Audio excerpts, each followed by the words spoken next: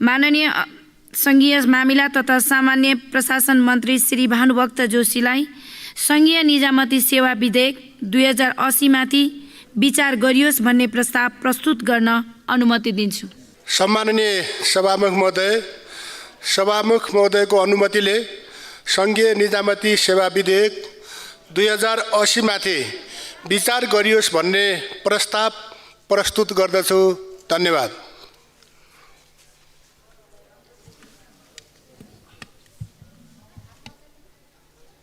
माननीय सदस्यहरू, अब संघीय निजामती सेवा विधेयक 2080 माथि विचार गरियोस् भन्ने प्रस्तावमाथि अर्थात् विधेयकमाथिको सामान्य छलफल प्रारम्भ हुन्छ। यस छलफलमा विधेयकको सैद्धान्तिक पक्षमा मात्र छलफल हुने बेहोरा अनुरोध गर्दछु। मान्य सदस्यहरू, उक्त छलफलमा भाग लिन चाहनुहुने मान्य सदस्यहरूले आफ्नो आफ्नो नाम सभामुखको डायससँगै बसेका कर्मचारीहरूलाई 5 मिनेटभित्र लिखित रूपमा उपलब्ध गराइदिनु हुन अनुरोध गर्दछु। छलफलमा भाग लिन चाहनुहुने प्रत्येक मान्य सदस्यलाई 3 मिनेटको समय निर्धारण गरिएको छ। सर्वप्रथम माननीय श्री गगन थापा। सम्माननीय सभामुख महोदय, कर्मचारी सेवा सम्बन्धी कानुनलाई संघीयता अनुरूप सञ्चालन गर्नको लागि संघीय निजामती ऐन ल्याइएको छ। म यसको स्वागत गर्छु। हाम्रो प्रशासन प्रणालीलाई सुव्यवस्थित र नतिजामुखी बनाउनलाई पेशागत रूपमा सक्षम, उच्च मनोबल र नैतिक रूपले उत्तरदायी बनाउने यसको उद्देश्य रहेको छ। उद्देश्य ठिक छ, किनकि हामीलाई मध्यम आय भएको समुन्नत देश बनाउनु पर्नेछ। हाम्रो यो आकांक्षा पुरा गर्नको लागि हाम्रो निजामती सेवालाई त्यस अनुरूप आधुनिक बनाउन अति आवश्यक छ। तर के यो विधेयकले आफूले जुन उद्देश्य बोकेको छ, यसमा प्रस्तावित भएको कानुनी व्यवस्थाले यो विधेयकको उद्देश्यलाई बोक्छ बोक्दैन? किनकि यो उद्देश्य पुरा गर्नको लागि हामीले जरा चलाउनु पर्छ। तर विधेयकमा प्रस्तावित व्यवस्थाहरूले केवल हाँगाबिङ्गालाई छिमोल्ने कुरा मात्रै गर्छ। हामीले निजामती सेवाभित्र कस्तो व्यक्तिहरूलाई, नागरिकहरूलाई भित्र्याउने, यहाँबाट बहस सुरु गर्नुपर्छ।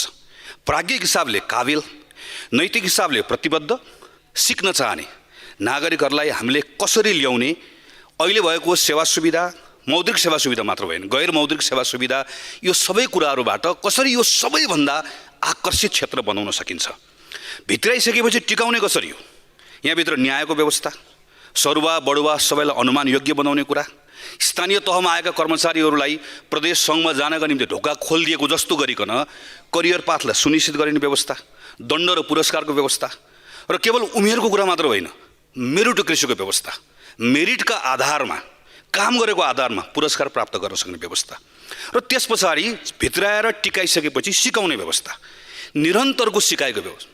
निरन्तरको सिकाइ भएन भने के हुन्छ भन्ने कुराको पछिल्लो प्रमाण राजस्व अनुसन्धानको विभागको कर्मचारीहरूले क्षमता नराख्दाखेरि, कोटिभिटी जस्तो एउटा संस्थालाई अहिले जुन खालको मुद्दा दायर गरिएको छ, कर्मचारीहरूको क्षमता नहुँदै गर्दाखेरि 70 अरबको नेपालको सूचना प्रविधिको उद्योग धराशयी हुने अवस्थामा पुगेको छ, नजान्दाखेरि, नबुझ्दाखेरि। त्यो भएकोले सम्माननीय सभामुख महोदय, यसभित्र हामीले व्यापक रूपमा काम गर्नुपर्नेछ। यो कसैलाई, कर्मचारीलाई कतै गएर दोष दिएर मात्र पनि हुन्न। यहाँभित्र हामीले सेवक भनेका छौँ, तर शासक जस्तो किन भएको छ व्यक्तिगत कुरा होइन, यसको डिजाइनै फल्टी छ। हामीले उच्च मनोबलका साथ सन्तुष्ट भएर कर्मचारीलाई राख्न सकिरहेका छैनौँ। यो कुराहरूका निम्ति अहिले जसरी प्रस्तावित भएको छ, म यो सम्मान्य सभामुख महोदय मार्फत सबै राजनीतिक दलका साथीहरूलाई पनि आग्रह गर्न चाहन्छु, मानिसहरूलाई आग्रह गर्न चाहन्छु, यसमा हामीले क्रस पार्टी काम गर्नुपर्नेछ। किनकि यो सरकार वा यो पक्ष त्यो पक्ष भन्ने कुरा मात्र होइन, क्रस पार्टी काम गरेर हामीले बेस्ट हाम्रो निजामती सेवालाई कसरी बनाउने, हामी सबैले यसमा अनुभव गरेर आएका छौँ, हामी सबैले यसका सीमाहरू बुझेका छौँ। यसका निम्ति यसलाई सदन समितिमा गइसकेपछि त्यही अनुरूप काम गरौँ भन्ने एउटा प्रस्ताव पनि राख्दै मेरो आफ्नो कुरा टुङ्ग्याउँछु। धन्यवाद। नमस्कार। जय नेपाल। माननीय श्री अर्जुन नरसिंह केसी। सभामुख महोदय, यो अत्यन्त गम्भीर विषय संघीय निजामती सेवा गठन, सञ्चालन र व्यवस्थापन गर्न जो विधेयक प्रस्तुत भएको छ, यो विधेयकको सम्बन्धमा धेरै पक्ष गम्भीर रूपले सोच्नुपर्ने त छँदैछ। तर यो 2013 सालमा सुरु भएको निजामती विधेयक, यो शीर्षकमै मेरो चाहिँ नि परिवर्तन हुनुपर्छ भन्ने चाहिँ मेरो दृष्टिकोण हो। किनभनेदेखि यो 2009 सालमा प्रधानमन्त्री मातृका प्रसादजीको प्रधानमन्त्रीत्व कालमा तत्कालीन अर्थ सचिव हिमालय शमशेर, कानुन सचिव तिलक शमशेर र भारतबाट प्रशासन विधि एमएन बुचसहित आएको प्रतिवेदनले सिभिल एडमिनिस्ट्रेसन सर्भिस भनेर त्यसलाई नामाकरण गरिएको छ। अब यो निजामती भने चाहिँ निजामे हैदर, निजाम भनेको डाइरेक्टरसिप, एउटा निश्चित कम्युनिटीको निजाम, सुल्तान, नवाब भने उनीहरूको इम्पायरभित्र सञ्चालन गर्ने व्यवस्थापन चाहिँ नि निजामत हो र त्यसलाई इकार थपेर निजामती बनाइएको छ। त्यस कारण यो नेपालको दृष्टि परिवेशमा अत्यन्त गम्भीर कुरा छ। 13 सालदेखि सुरु भएको यो, तर पनि सोच्नुपर्ने स्थिति चाहिँ के देखाएको छ भने यसलाई नागरिक प्रशासन सेवाको रूपमा विकास गर्न सकिन्छ, यसलाई सार्वजनिक प्रशासनिक सेवाको रूपमा विकसित गर्न सकिन्छ। त्यस कारण सबभन्दा पहिला गम्भीर रूपबाट यतातिर विचार हुनुपर्छ भन्ने मेरो दृष्टिकोण हो।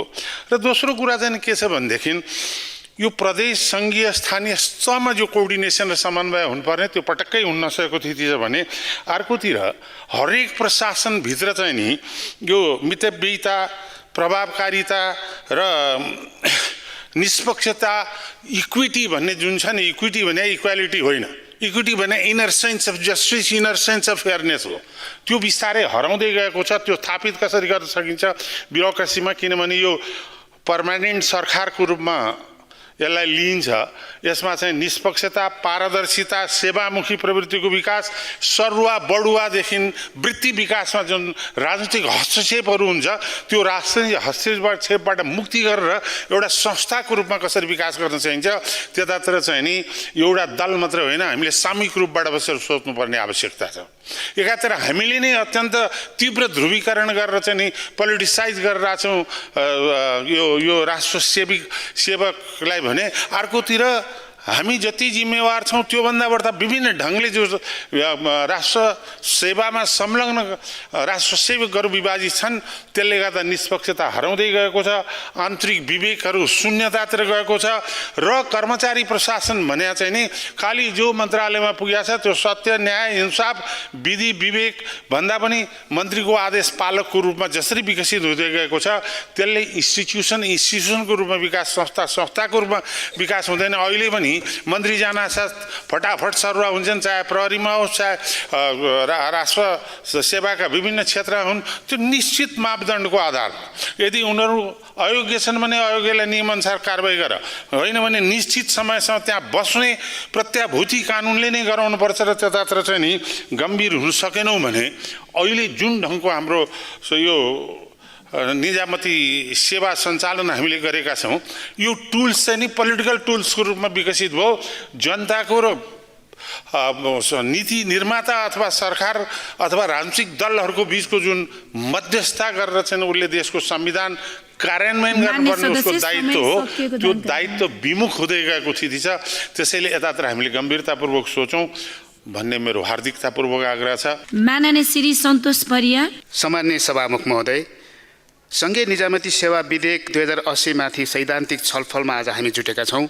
सर्वप्रथम त लामो राजनीतिक सङ्घर्षबाट, लामो सामाजिक आन्दोलनबाट स्थापित नयाँ व्यवस्था अन्तर्गत सेवा प्रदायक संस्थाहरू एउटा नियममा आउनुपर्छ भनेर जुन विधेयक अहिले नेपाल सरकारले ल्याएको छ त्यसप्रति म त्यसको पक्षमा आफ्नो मतहरू राख्न जाँदैछु। सामान्य सभामुख महोदय, अहिले जो हामीले छलफल गरिरहेको विधेयक के साँच्चै हामीले भने जस्तो हाम्रो राजनीतिक उपलब्धि, राजनीतिक सङ्घर्षले स्थापित गरेको संहिता अनुरूप छ के यो विधेयक साँच्चीकै नेपालको सामाजिक यथार्थता, समावेशिताको मूल मर्म अनुसार छ? संविधानले जुन समावेशिताको परिकल्पना गर्छ तदनुरूप छ? र नेपालको जुन विविधता हो, जुन सांस्कृतिक, धार्मिक, जाति, यसले समूहगत जुन सामुदायिक विविधता छ त्यो विविधता अनुसार छ? मलाई लाग्छ यो विधेयकमा केही समस्या छन्। हामी भन्ने गर्छौँ, क्षमताका कुरा गर्छौँ, तर सामान्य सभामुख महोदय, क्षमता कुनै व्यक्तिगत हुँदैन। क्षमता वर्चस्वको हुन्छ, क्षमता जातिको हुन्छ, क्षमता इतिहासको हुन्छ, क्षमता समुदायको हुन्छ, क्षमता विभिन्न संरचनाबाट पाएको लाभांशका कारणले हुन्छ। तसर्थ क्षमताको मात्रै कुरा गरेर स्थायी सरकार भन्ने निजामती सेवा एकल जात, एकल भाषी, एकल लिङ्ग यो देखिने भयो भने फेरि पनि हाम्रो राजनीतिक उपलब्धिले काम गर्ने छैन। अहिले लाग्न सक्छ हामी क्षमताको कुरा गरिरहँदा, यो राज्यलाई समृद्ध बनाउने कुरा गरिरहँदा हामी भन्न सक्छौँ हामी ठुला ठुला कुरा गर्न सक्छौँ, तर यो देशका सम्पूर्ण विविधता निजामतीमा देखिएन भने, महिलाहरूको उपस्थिति निजामतीमा भएन भने, यो देशका 13% बढी दलितहरूको उपस्थिति निजामतीमा भएन भने हामीले उपलब्ध गरेको राजनीतिक व्यवस्थाको के अर्थ? र अर्को कुरा, सामान्य सभामुख महोदय, निजामती सेवाले सार्वजनिक सेवा भन्न रुचाउँछु म अझ, सार्वजनिक सेवाले राज्यको प्रतिनिधित्व गर्छ। हामीले व्यवस्था परिवर्तन गऱ्यौँ कि हाम्रो व्यवहार परिवर्तन भयो?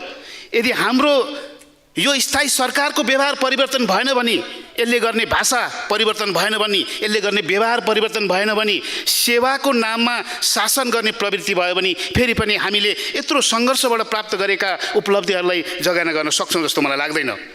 पूर्व आफ्नो मत राख्ने मान्यज्यूहरूले भन्नुभयो कि यसमा अन्तर्पार्टी काम गरौँ। हो, यो सामान्य कुरा होइन, यो एउटा पार्टीको मात्रै विशेष कुरा होइन। साँच्चीकै हामीले लामो सङ्घर्षबाट स्थापित गरेको राजनीतिक व्यवस्थालाई स्थापित गर्ने हो भने, संहितालाई साँचो अर्थमा जनताको पक्षमा ल्याउने हो भने, समावेशितालाई हामीले साँच्चै आत्मसात गरेको हो भने र यो देश तमाम विविधता सांस्कृतिक, धार्मिक, जातीय सबै विविधताको हो भन्ने हो भने यो विधेयकलाई तदनुरूप बनाऊ र यो विधेयकको सैद्धान्तिक पक्षमा काम गरौँ भन्दै मेरो आफ्नो भनाइ यहीँ टुङ्ग्याउँछु। धन्यवाद। माननीय श्री प्रदीप यादव। सम्मानीय सभामुख महोदय, सङ्घीय निजामती सेवा गठन सञ्चालन र सेवाको शर्त सम्बन्धमा व्यवस्था गर्न बनेको विधेयकको छलफलमा भाग लिन उपस्थित भएका छौँ। ढिलो भए तापनि सरकारले यो विधेयक ल्यायो, सरकारले म धन्यवाद दिन चाहन्छु। सङ्घीय निजामती सेवा सञ्चालनका लागि कर्मचारी सेवा शर्त र सुविधा सम्बन्धी कानुनलाई संहिता अनुरूप सञ्चालन गर्न आवश्यक रहेको भन्दै सरकारले यो विधेयक ल्याएको छ। निजामती कर्मचारीलाई श्रेणीबाट तहगत प्रणालीमा लाने, आवास सुविधा दिने, सरकारी सुविधा दिने, विशेष आर्थिक सुविधा दिने, स्वास्थ्य सुविधा दिने, स्वास्थ्य बिमा लगायतको सुविधा दिने, धेरै सुविधा दिएको छ। राम्रो कुरा हो। अरू के सुविधा दिने हो त दिउँ न त। मोटर बाइक दिउँ, स्कुटी दिउँ, घरमा टिभी दिउँ, त्यसलाई फ्युल दिउँ, अरू सबै सुविधा दिउँ, तर त्यो कर्मचारीबाट सेवा पनि लिउँ। हाम्रा कर्मचारीज्यूले हामी त हेरिराखेका छौँ कि जब सेवा हो, सेवाको भावनाले काम गर्नुपर्छ र देश विकास गर्ने हो भने 24 घण्टा ड्युटी गर्नुपर्छ। हाम्रो नेपाल पुलिसले 24 घण्टा ड्युटी गर्दैन। नेपाली नागरिकलाई रक्षा गर्नको निमित्त रातभरि खटेको हुन्छ। त्यस्ता चाहिँ हाम्रो निजामती कर्मचारीले गर्न सक्दैन। किन गर्न सक्दैन?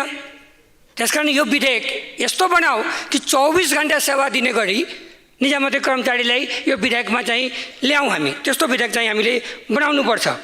अब कुनै प्रदेशले बिदा त्यति नै दिन्छ कि यसको ठेकानै छैन। कुनै प्रदेशले विवाह बिदा 7 दिन दिन्छ। अब मैले सुन्दैछु केही दिनमा एउटा प्रदेशले ल्याइरहेको छ 7 दिन हनीमुन बिदा। अब यो देश विकास हुन्छ? हनीमुन बिदा दिने हो? अब कुनै चाहिँ कर्मचारीलाई 3 वर्षको चाहिँ अध्ययन बिदा रे, शाखाधिकृतमा पास भयो, फेरि अध्ययन बिदा मास्टर गर्नको लागि 3 वर्ष अध्ययन बिदा लियो, गायब भयो। उसको ठाउँमा कसले काम गरिदिने? यसरी चाहिँ देश विकास हुन्छ।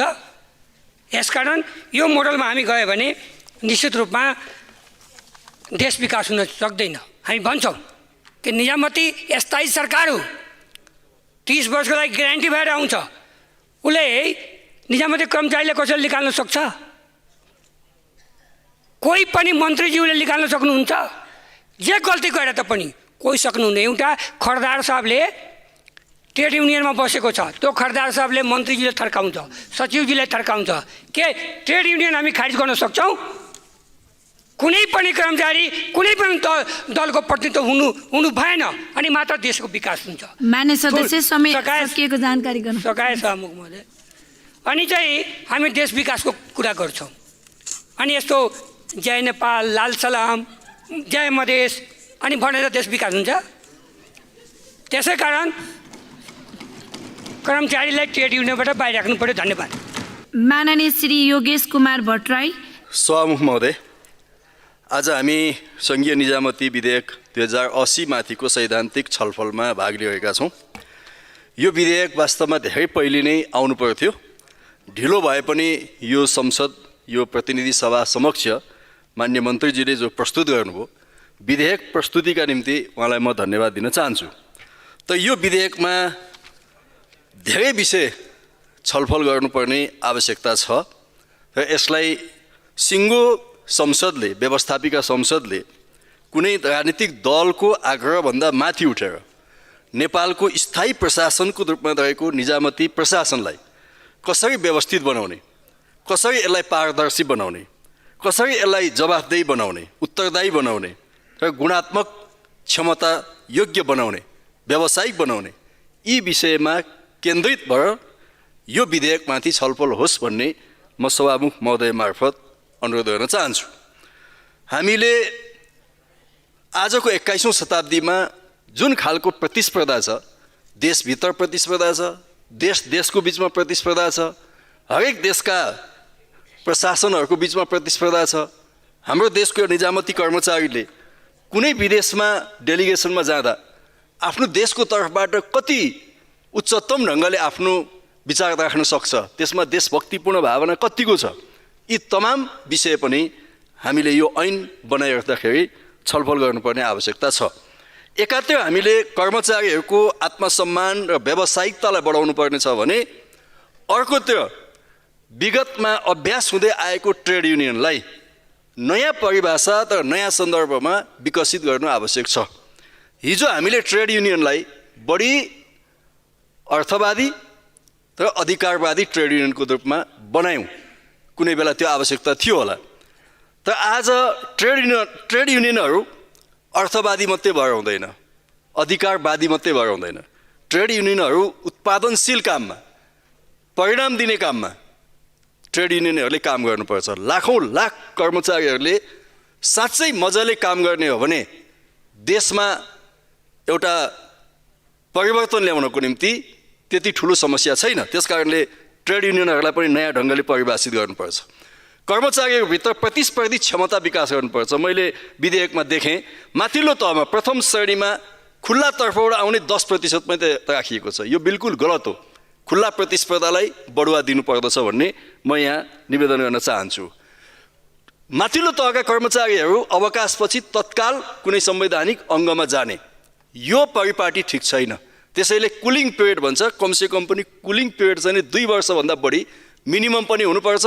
र नेपालको माथिल्लो तहको कर्मचारी अवकाशपछि कुनै विदेशी कम्पनीमा काम गर्छ, कुनै विदेशी संस्थामा काम गर्छ भने त्यसलाई निषेध गर्नुपर्छ, किनभने देशको गोपनीयताको कुरा पनि हामीले ख्याल गर्नुपर्छ भन्ने म मान्य सभामुख मार्फत राख्न चाहन्छु।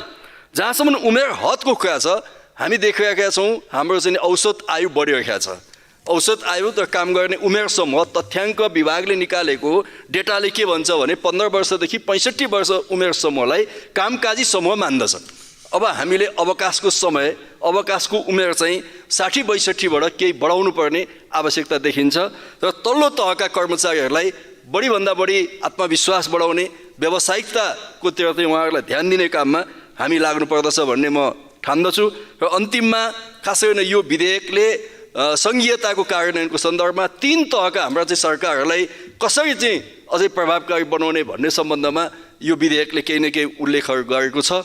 कतिपय कुराहरू मिलेका छैनन्, कतिपय संविधानसँग मिलेका छैनन्, सकिहाले संविधानसँग मिलेका छैनन्। संविधान सम्मत बनाउँदै यो विधेयकलाई दफावार छलफलमा समितिमा हामी सक्रियतापूर्वक भाग लियौँ। सम्पूर्ण मान्यज्यूहरूलाई म मेरो दलको तर्फबाट पनि अनुरोध गर्न चाहन्छु। धन्यवाद। माननीय श्री रघुजी पन्त। सभामुख महोदय, 1947मा भारत स्वतन्त्र भयो र जब लर्ड माउन्टबेटनले गभर्नरको हैसियतमा ब्रिटिसको कमान्डमा रहेको शासन सत्तालाई भारतीय प्रधानमन्त्री जवाहरलाल नेहरूलाई सुम्पिन लागे, त्यसबेलाका मुख्य सचिव, मैले नाम बिर्सेको छैन भने उनको नाम गिरिजा शङ्कर वाजपेयी हो।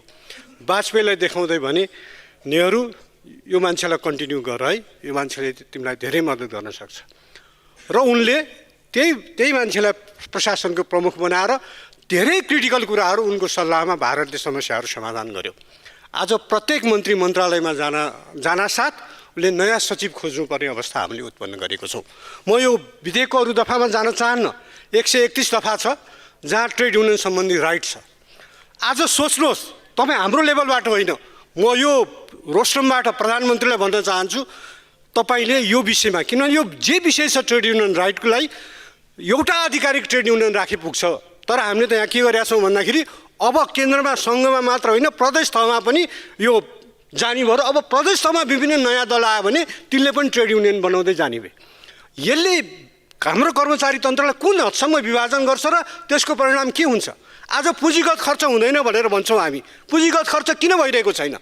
राजनीतिक नेतृत्व कराउँछ तर कर्मचारी तन्त्रमा जुन प्रकारको अस्थिरता र विभाजन छ त्यसले गर्दाखेरि पुँजीगत खर्च हुन सकेको छैन। न कर्मचारी तन्त्रले राजनीतिक नेतृत्वलाई विश्वास गर्छ न राजनीतिक नेतृत्वले कर्मचारी तन्त्रलाई विश्वास गर्छ। यसको एउटा मुख्य कारण दलै पछिको ट्रेड युनियन हो। हामीले यो कुरा भन्ने हिम्मत गर्नुपर्छ। तर यो हटाउन कुनै एउटा दलले आँट गरेर हुँदैन। एमाले मात्र चाहेर पनि हुँदैन, यो काङ्ग्रेसले चाहेर मात्र पनि हुँदैन, माओवादीले चाहेर मात्र पनि हुँदैन। तर प्रधानमन्त्रीको हैसियतमा प्रधानमन्त्रीज्यूले यो पहल कदमी लिनु पर्थ्यो। किन भन्दाखेरि आजको हाम्रो फाइदा र बेफाइदालाई हेऱ्यौँ भने म केही थोरै समय चाहन्छु सभामुख महोदय, फाइदा र बेफाइदालाई हेऱ्यौँ भने हामीले देशको भविष्यलाई हेर्न सक्दैनौँ। नेता त्यही हो जसले आफ्ना मान्छेहरूको मुख हेर्दैन, आफ्नो स्वार्थ हेर्दैन, आफ्नो पार्टीको हित मात्र हेर्दैन। नेता त्यही हो जसले मूल रूपमा देशको हित हेर्छ। देशको हित हेर्ने हो भने, राष्ट्रको हित हेर्नु हो भने हामी सबको अनुभव छ। कुनै न कुनै तहमा बसेर हामीले पनि शासनमा सहभागी भएका छौँ र हाम्रो अनुभवले के भन्छ भन्दाखेरि आम जनताको अनुभवले भन्छ, आम सञ्चार माध्यमले लेखेका लेखहरूले उनीहरूका सम्पादकीयहरूले भन्छ कि वास्तवमा अति राजनीतिकहरूले नेपालको कर्मचारी तन्त्र आक्रान्त छ, विकृत छ। त्यहाँबाट त्यो पनि एउटा कारण हो। तर हामी कसैसँग आँट छैन। यो विधेयक पढ्दाखेरि पनि त्यो आँट देखिएन। अहिलेको सरकार होइन, पहिलेकै सरकारले तयार गरेर विधेयक हो। म विनम्रतापूर्वक यहाँबाट आग्रह गर्न चाहन्छु सबै दलका शीर्ष नेताहरूलाई यो विधेयकलाई पास गर्नुभन्दा अगाडि, किनभने हामीसँग संशोधन हाल्ने समय छ, सक्छौँ भने हामीले हिम्मतका साथ ट्रेड युनियन राइटको बारेमा छलफल गर्नुपर्छ। मैले यसो भनेर यहाँबाट जाँदाखेरि बाहिर पुग्नु पाएको छैन। मलाई मेरै कर्मचारी ट्रेड युनियनका साथीहरूले, म सम्बन्धित पार्टीका कर्मचारी ट्रेड युनियनका साथीहरूले आलोचना गर्न सक्छन्। तर देशको हित बोल्ने कि साथीभाइको मुख हेर्ने, देशको भविष्यको मुख हेर्ने कि राष्ट्रको भविष्यको मुख हेर्ने कि आफ्नो थोरै स्वार्थलाई हेर्ने? हामी सांसदहरूले, सिधा सभामुख महोदय, हामी सांसदहरूले यो कुरालाई ध्यानमा राखौँ। गाह्रो छ। मैले यति भन्ने कुरा भनिराख्दा पनि म ढुक्क छैन यो कुरा हुन्छ भनेर। नहुने सम्भावना बढी छ। तर कसै न कसैले बोल्नुपर्छ, कसै न कसैले कुरा अगाडि सार्नुपर्छ, कसै न कसैले गाली खान तयार हुनुपर्छ र हिम्मत गर्नुपर्छ, अनि मात्र देशले बाटो देख्छ। धन्यवाद। माननीय श्री दिलेन्द्र प्रसाद बडुत। धेरै ढिलो गरेर र साँच्चै भन्यो भने संविधान आउने भन्दा पनि अझ जटिल प्रक्रियाबाट यो आयो। झन्डै 8 वर्षपछि हामी सङ्घीय निजामती सेवा ऐन पाइरहेका छौँ। त्यसकारणले म यसलाई ढिलै भए पनि आएको छ सकारात्मक रूपमा लिन चाहन्छु। यो र यसले केही विषयहरू वास्तवमा अहिले हामी सङ्घीय निजामती सेवा ऐनको कुरा गर्दाखेरि मुलुकमा जुन परिवर्तन भएको छ, सङ्घीय लोकतान्त्रिक गणतन्त्रमा हामी पुगिसकेपछि पनि अब यो निजामती सेवालाई सरकारी सेवा मान्ने कि नागरिक सेवा मान्ने भन्ने ढङ्गले पनि एउटा सैद्धान्तिक बहस आइरहेको अवस्था पनि हो। त्यसकारणले यो निजामबाट आएको हुकुमी शासनलाई झल्काउने किसिमको यो टर्मिनोलोजी पनि आवश्यक होइन कि भन्ने पनि आइरहेको छ। यो पनि एउटा बहसको विषय होला, हुनुपर्छ भन्ने मलाई लाग्छ। र यसले 7वटा सिद्धान्त, मूलभूत आधारहरू बनाएको छ यो आफ्नो प्रबन्ध गर्दाखेरि पुरा यो उसमा कानुनमा। तर यसले वास्तवमा सङ्घीय लोकतान्त्रिक गणतन्त्रात्मक शासन पद्धतिका प्रति प्रतिबद्ध सेवकहरू, राष्ट्रिय सेवकहरू हुनुपर्छ भन्ने एउटा मान्यता पनि छ। र त्यसको सँगसँगै यो सेवालाई समावेशी गराउनुपर्छ। हाम्रो संविधानले पनि समावेशतालाई सुनिश्चित गरेको छ र गरिएको पनि छ यसभित्र। यसमा कतिको असहमति अझै होला, कम होला, पुगेन भन्ने होला। 49% समावेशिता र त्यो 49%लाई 100% मानेर 50 महिला र 50 पुरुषको जुन नयाँ अहिले आएको छ, यो मलाई लाग्छ यो सकारात्मक कुरा छ यसमा। र यसले समावेशिताको मात्र होइन, 3वटै तहको कर्मचारी तन्त्रको बीचको एउटा समन्वय, सहकार्यलाई पनि यसले सुनिश्चित गरेको छ। मलाई लाग्छ यो आवश्यक पनि थियो। यो संविधानको मर्म पनि हो। संविधानले पनि सहकार्य र समन्वय खोजेको छ, यसलाई बनाएको पनि छ। तर केही कुरा, अब यो समय पनि कम छ, तर कतिपय कुरा नमिलेका पनि छन्। यस सन्दर्भमा जसरी हामीले यसमा के भनेको छ भने हरेक तहमा कर्मचारीले कार्य सम्पादन सम्झौता गर्ने भन्छ। कार्य सम्पादन सम्झौता 1 वर्षका लागि गरिन्छ, तर त्यसलाई 1 महिना 2 महिनामै सरो गरिहाल्यो भने त्यो सम्झौता के काम लाग्यो, त्यसले के परिणाम दिन्छ। त्यसकारण यो सरुवासित पनि जोड्नुपर्छ एकातिर, र अर्कोतिर यो सरुवालाई दुर्गम क्षेत्रहरूमा पनि अहिलेको अवस्था के हो, दुर्गम क्षेत्रमा गाउँपालिका नगरपालिकाहरूमा अहिलेसम्म कुनै कर्मचारी जान मानिरहेको छैन। अब यसलाई उसको वृत्ति विकाससित जोड्यौँ र त्यहाँ जाँदा उसले आफ्नो भोलि प्रमोसन पाउँछ भन्ने कुरा सुनिश्चित भयो र सबै कर्मचारीले सबै भूगोलमा चक्रीय प्रणालीले जानै पर्ने अवस्था बनायो भने मात्रै आजको यो समस्याबाट समाधान हामी पाउन सक्छौँ। अन्यथा यो समस्या यथावत रहने अवस्था छ। समय सकेको जानकारी गराउन चाहन्छु। अहिले यो स्वास्थ्य सेवा कर्मचारीहरू पनि आफ्नो स्वास्थ्य सेवाको सामान्य नियम अन्तर्गत रहँदै पनि एउटा ब्रोडर अमेरिकाभित्र स्वास्थ्य सेवा र संसदीय सेवा पनि रहनुपर्छ भन्ने विषय आइरहेको छ। यसमा पनि हामी भोलि छलफल गरौँला। र त्यस्तै यो जहाँसम्म युनियनको कुरा आइरहेछ, एउटा आधिकारिक ट्रेड युनियनको आवश्यकता लोकतन्त्रले माग्छ। लोकतन्त्रलाई हामी यसरी नकार्न मिल्दैन। त्यसलाई एउटा सीमाभित्र र एउटा संहिताभित्र राख्न सकिन्छ। माननीय श्री विद्या भट्टराई, त्यसपछि माननीय श्री रोशन कार्की। सम्मान्य सभामुख महोदय, सङ्घीय निजामती सेवाको गठन, सञ्चालन र सेवाका शर्त सम्बन्धमा व्यवस्था गर्न बनेको विधेयक 2080 माथि हामी छलफल गरिरहेका छौँ। खास गरी यो ऐनलाई निजामती सेवा ऐन, सङ्घीय निजामती सेवा ऐन भनेर हामीले बनाउँछौँ भन्ने प्रतिबद्धताका साथ यो आएको छ। यो ढिला भइसकेको छ, त्यसकारण आएको छ। यसलाई स्वागत गर्दै म केही कुराहरू यहाँ राख्न चाहन्छु। सबैभन्दा पहिलो कुरा, हामी कहाँ अहिले पनि एक्जिक्युटिभ पावर कहाँ छ भन्दा त्यो निजामतीमै छ। त्यो एक्जिक्युटिभ पावर र एक्जिक्युटिभ रोललाई हामी कसरी व्यवस्थापन गरेर जाने भन्ने कुरामा यो विधेयक बढी जवाफदेही हुनुपर्छ भन्ने लाग्छ। त्यसैले मैले यहाँ उठाउन खोजेको कुरा के हो भन्दा, निजामती सेवालाई हामीले आजसम्म योग्यता प्रणालीमा आधारित छ भनेर भनेका छौँ, तर त्यो योग्यता प्रणालीमा आधारित छ भनिरहँदा शैक्षिक योग्यताको आधारमा वा अनुभवको आधारमा मात्रै हामीले यसलाई आजसम्म परिभाषित गरिरहेछौँ। आज आम रूपमा भन्दाखेरि यो माथि केही प्रश्नहरू छन्। निजामती क्षेत्रभित्र कर्मचारीले गर्ने जनताप्रतिको उत्तरदायी व्यवहार कति छ भन्ने कुरालाई पनि अब चाहिँ योग्यतामा मापन गर्नुपर्छ भन्ने कुरालाई यो विधेयकमा समावेश गरेर गइयो भने यो चाहिँ पब्लिक लेजिटिमेसीले प्राप्त गर्छ। होइन भने पब्लिक लेजिटिमेसीमाथि आज केही प्रश्नहरू उठिरहेछन्। यो तर्फ गम्भीर हुनका लागि म अनुरोध गर्न चाहन्छु। अर्को कुरा, खास गरी कर्मचारी तन्त्रको बारेमा थुप्रै विश्वव्यापी रूपमा थुप्रै मान्यताहरू छन्। यसका बारेमा थुप्रै विवादास्पद कुराहरू पनि विश्वव्यापी रूपमा छन् र हामी कहाँ पनि कर्मचारी तन्त्रलाई हेर्ने एउटै अवधारणा छैन। आज हामीले यो ऐन बनाइरहँदाखेरि हाम्रो कर्मचारी तन्त्र कस्तो हुने भन्ने एउटा प्रिन्सिपल हामीले परिभाषित गर्न सकेनौँ भने मलाई लाग्छ फेरि पनि समस्या हुन्छ। हामीले ऐन भनेर केही कानुनी प्रबन्धहरूलाई मात्रै व्याख्या गरेर हामीले सिङ्गो प्रशासन यन्त्रलाई व्यवस्थित गर्न सक्दैनौँ भन्ने लाग्छ। त्यसैले यो कर्मचारी तन्त्र भन्ने रहँदा निजामती सेवा नै कर्मचारी तन्त्रको एउटा महत्त्वपूर्ण आधार भएको भएर वैधानिक सङ्गठन, अख्तियारी र आदर्शको अभ्यास प्रशासनिक संयन्त्रको एउटा स्वरूप हो भन्ने आधारमा हामीले यो ऐनलाई निर्माण गर्न सक्यौँ भने यो चाहिँ भोलिको दिनमा पनि आवश्यक हो भन्ने कुरालाई चाहिँ हामीले चरितार्थ गर्न सक्छौँ भन्ने लाग्छ। र मैले उठाउन खोजेको के हो भन्दा, हामीले अन्तर्राष्ट्रिय श्रम सङ्गठनको मौलिक अधिकार सम्बन्धी महासन्धिहरूलाई हाम्रो संविधानले स्वीकार गर्छौँ भन्ने प्रतिबद्धता जाहेर गरेका छौँ। त्यो भनिरहँदा ट्रेड युनियन अधिकारलाई हामीले स्वीकार गर्छौँ, तर कस्तो ट्रेड युनियन आज आवश्यक छ, हामीले हिजो भने जस्तै ट्रेड युनियन आजको सन्दर्भमा कति सान्दर्भिक छ भन्ने बारेमा चाहिँ हामीले छलफल गर्न जरुरी छ।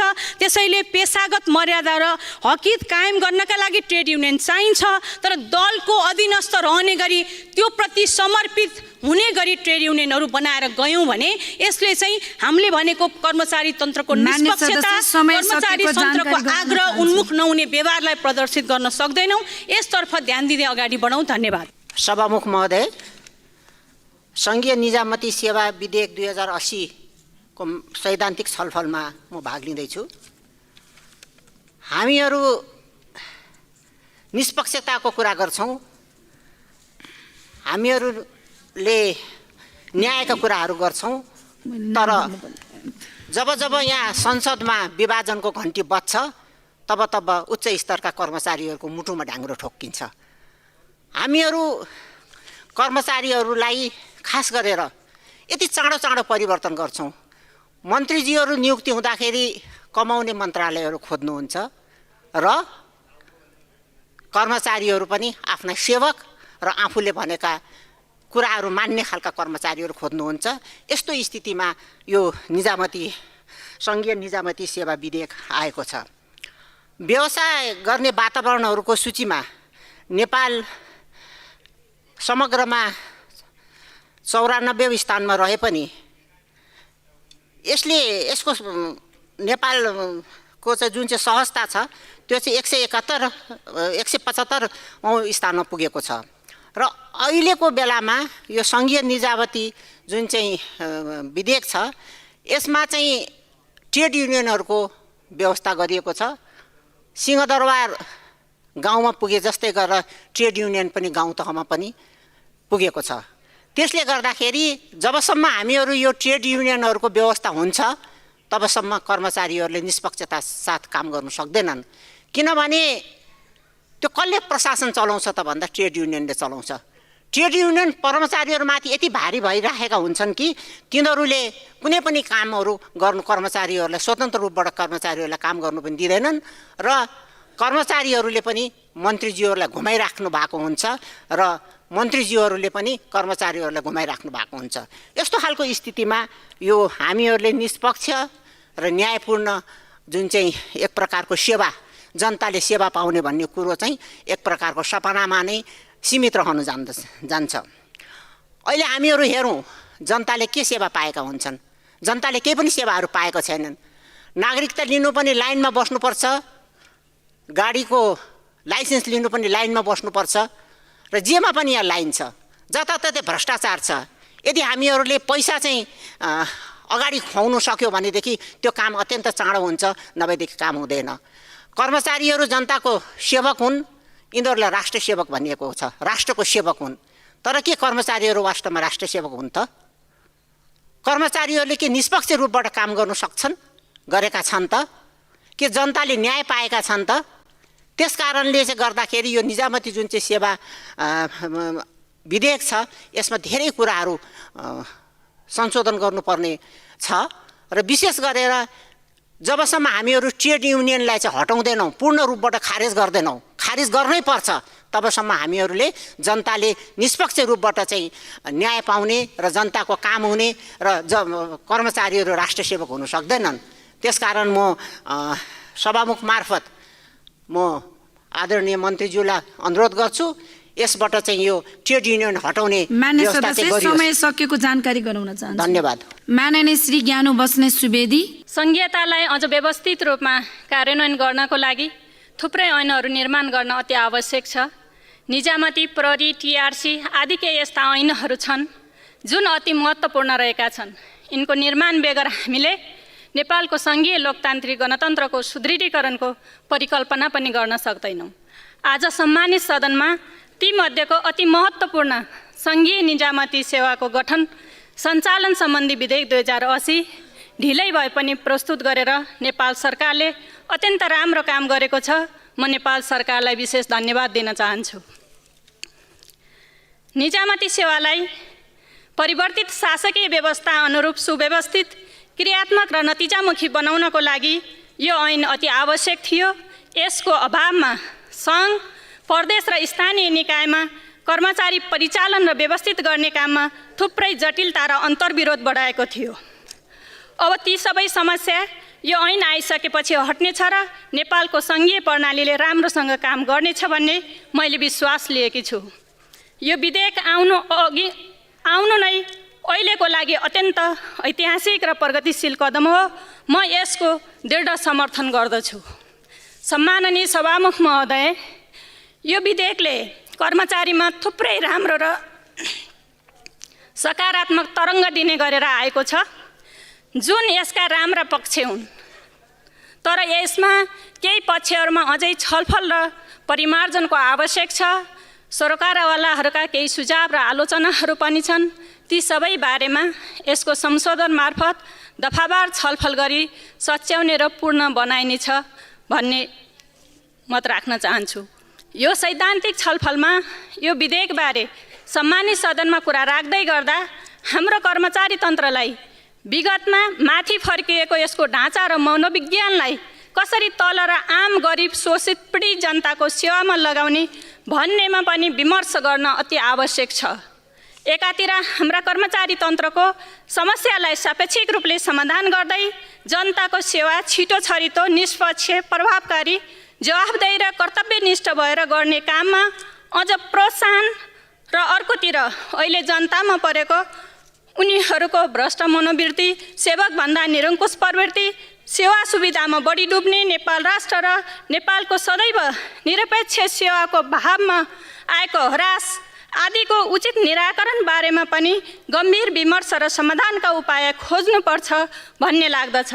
अन्तमा पुनः यो विधेयक ल्याएकोमा म नेपाल सरकारलाई धन्यवाद दिँदै विधेयकको समर्थन गर्दछु। माननीय श्री राजेन्द्र प्रसाद पाण्डे। सभामुख महोदय, सङ्घीय निजामती सेवाको गठन सञ्चालन र सेवाका शर्त सम्बन्धमा व्यवस्था गर्नु बनेको विधेयकको सैद्धान्तिक छलफलका लागि म यहाँ उपस्थित छु। यो विधेयकका सम्बन्धमा धेरै साथीहरूले धेरै कुराहरू राख्नु भएको छ। यो आज होइन, संविधान बनेको 8 वर्ष भइसक्यो। यो समयमै आउनु पर्थ्यो। दुई चोटि चुनाव पनि भइसक्यो, स्थानीय तह र प्रदेश सङ्घीय चुनाव पनि भइसक्यो। 2 टर्मका सरकारहरू आइसके, हामीले ढिलो गऱ्यौँ र यो ढिलो गर्नुको पनि कारण छ। यो सङ्घीयता सम्बन्धी कुरा चाहिँ गर्ने मानसिकता चाहिँ सङ्घीयता तल कार्यान्वयन गर्न नचाहने, अधिकार दिन नचाहने दिमागले गर्दाखेरि यो ढिलो भयो। यो विधेयक यहाँ नयाँ हो। म मान्य सदस्यज्यूहरूलाई सभामुख मार्फतै पनि भन्न चाहन्छु, यो नयाँ हो। यसमा ल्याइएका कुराहरू, कयौँ कुराहरू यो अहिलेको परिस्थितिलाई सम्बोधन गर्न अयोग्य छन्, बेठिक छन्। ती कुराहरूलाई तपाईँ हामी सबैले सरकारमा बस्ने मन्त्रीज्यूले पनि त्यो कुरालाई चाहिँ उहाँले पनि स्वीकार गर्नु स्थिति बन्यो भने यो हामी सबै सच्याउन सक्छौँ र यसलाई आजको परिस्थिति अनुसारको ऐन बनाएर जान सक्छौँ। निजामती सेवामा योग्य मान्छेहरू प्रवेश गर्ने क्रम बिस्तारै घटेको छ। योभन्दा अरू सेवा राम्रो हो भन्ने खालको स्थिति बनेको छ। त्यस हुनाले यो कुरामा हामी बडो गम्भीर हुन जरुरी छ। योग्य मान्छे प्रवेश गर्यो भने मात्रै त्यस्ता मान्छेहरूले त्यो सेवा राम्रो दिन सक्छन्। यो निजामती सेवामा प्रविधि मैत्री बनाउने कुरामा हामीले ध्यान दिनुपर्छ। सङ्ख्या थोरै होस्, कर्मचारीको सङ्ख्या थोरै होस्, तर उनीहरू वेल इक्विप्ड हरेक कुरामा सक्षम हुने ढङ्गले उनीहरूलाई तयार गरिनुपर्छ। यसै गरी उनीहरूको यो सरुवाको सिस्टम पनि न्यायपूर्ण सिस्टम बनाउनुपर्छ। अवकाशको अवधि थोरै बढाउँदा राम्रो हुन्छ भन्ने लाग्छ।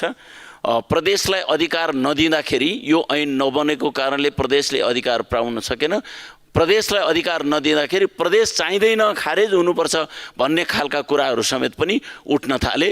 यो एकदमै बेठिक कुरा हुने स्थिति समेत बन्यो। सभामुखमध्ये मैले टुङ्ग्याइहाल्छु र विशेष गरी यसले केही राम्रा कुराहरू पनि ल्याएको छ। एउटा कुरा ऐन बनाउने मापदण्ड पनि तोकिदिएको छ। स्थानीय र प्रदेशको बिचमा प्रशासन सुधार समिति भनेर पनि त्यस्तो समिति पनि ल्याएको छ।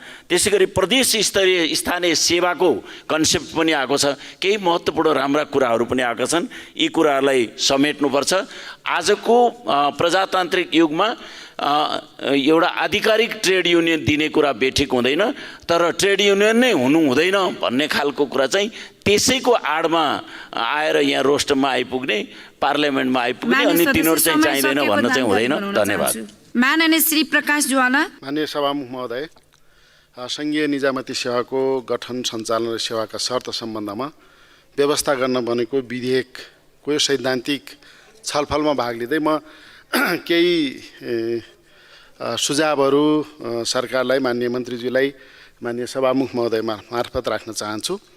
खास गरी यो सुशासन र जनतालाई प्रशासनिक सेवा सुविधा उपलब्ध गराउनका लागि यो विधेयक अत्यन्त महत्त्वपूर्ण छ। यो ऐनको ढिलाइले गर्दाखेरि सिङ्गो प्रशासनिक क्षेत्र निकै अन्यलग्रस्त पनि बनेको छ। त्यसैले ढिलै भए पनि सरकारले यो विधेयक चाहिँ संसदमा ल्याएको छ, छलफलमा हामी गएका छौँ र त्यसपछि दफावार छलफलमा अझ घनीभूत रूपमा छलफल गर्नेछौँ। यसका निम्ति म सरकारलाई धन्यवाद दिन चाहन्छु। राज्य पुनर्संरचनाको एउटा प्रमुख पक्ष भनेको प्रशासनिक पुनर्संरचना हो।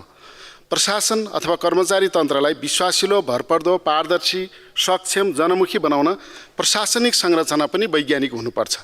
यति भनेपछि धेरै कुरा गरिरहनुपर्छ जस्तो मलाई लाग्दैन। त्यसैले सङ्घीयताको मर्म र भावना अनुसार यो ऐन आउनुपर्छ। यो ऐनमा भएका कतिपय प्रावधानहरू पुरानै एउटा परम्परागत खालका छन्, त्यसलाई चाहिँ नयाँ ढङ्गले व्यवस्थित गर्नुपर्छ। धेरै मान्यजीहरूले सुझाव दिइसक्नु भएको छ। यो विधेयकको नाम पनि भएन, त्यसैले यो निजामती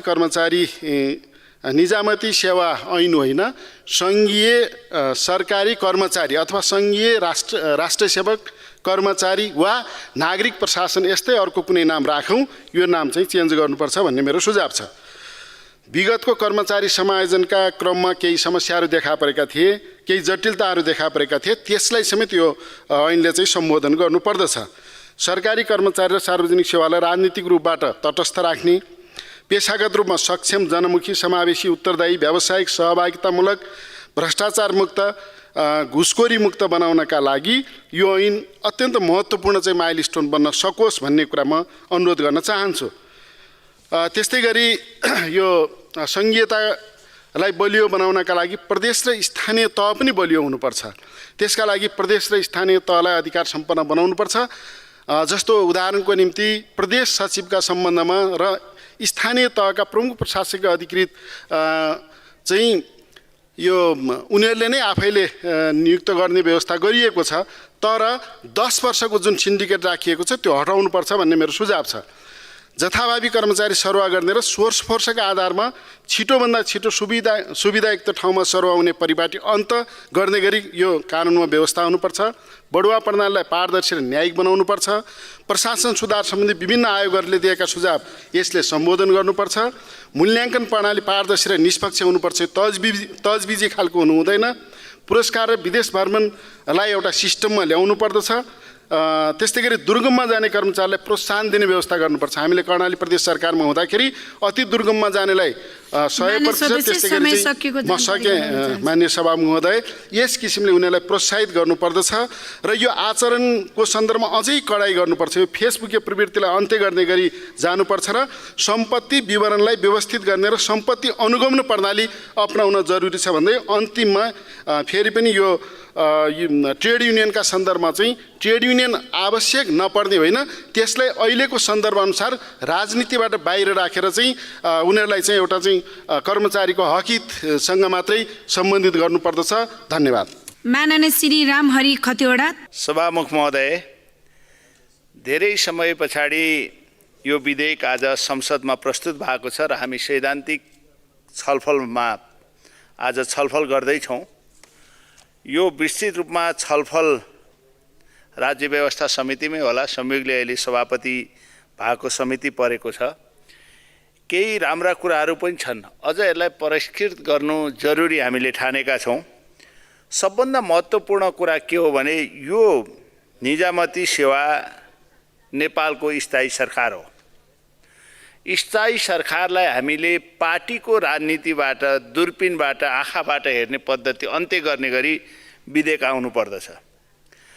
यो आजका लागि मात्र हामीले निर्माण गरेका छैनौँ, भविष्यका लागि पनि निर्माण गरिएको हो।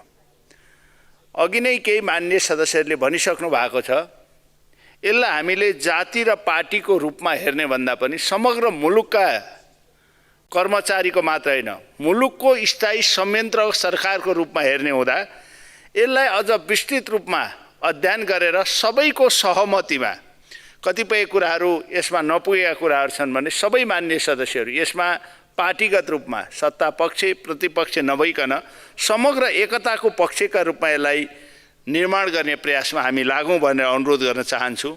सरकार 3 प्रकारका छन्, स्थानीय फाल्टै छ, सङ्घ फाल्टै छ, प्रदेश फाल्टै छ।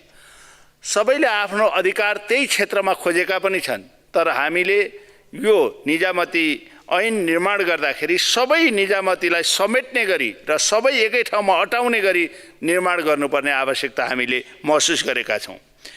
अझ कर्मचारी भनेको स्थायी सरकार भएकोले हुकुमी शासन अन्त्य गर्ने प्रवृत्ति, जहाँ पनि मन्त्रीहरूको तजबिजी, मुख्यमन्त्रीको तजबिजी, प्रशासनिक प्रमुखमा स्थानीय तहका प्रमुखको तजबिजीका आधारमा कर्मचारी नियुक्ति र सरुवा बढुवा गर्ने पद्धतिको अथवा सङ्घको प्रधानमन्त्रीको अथवा मुख्य सचिवको यो अन्त्य गर्नुपर्छ।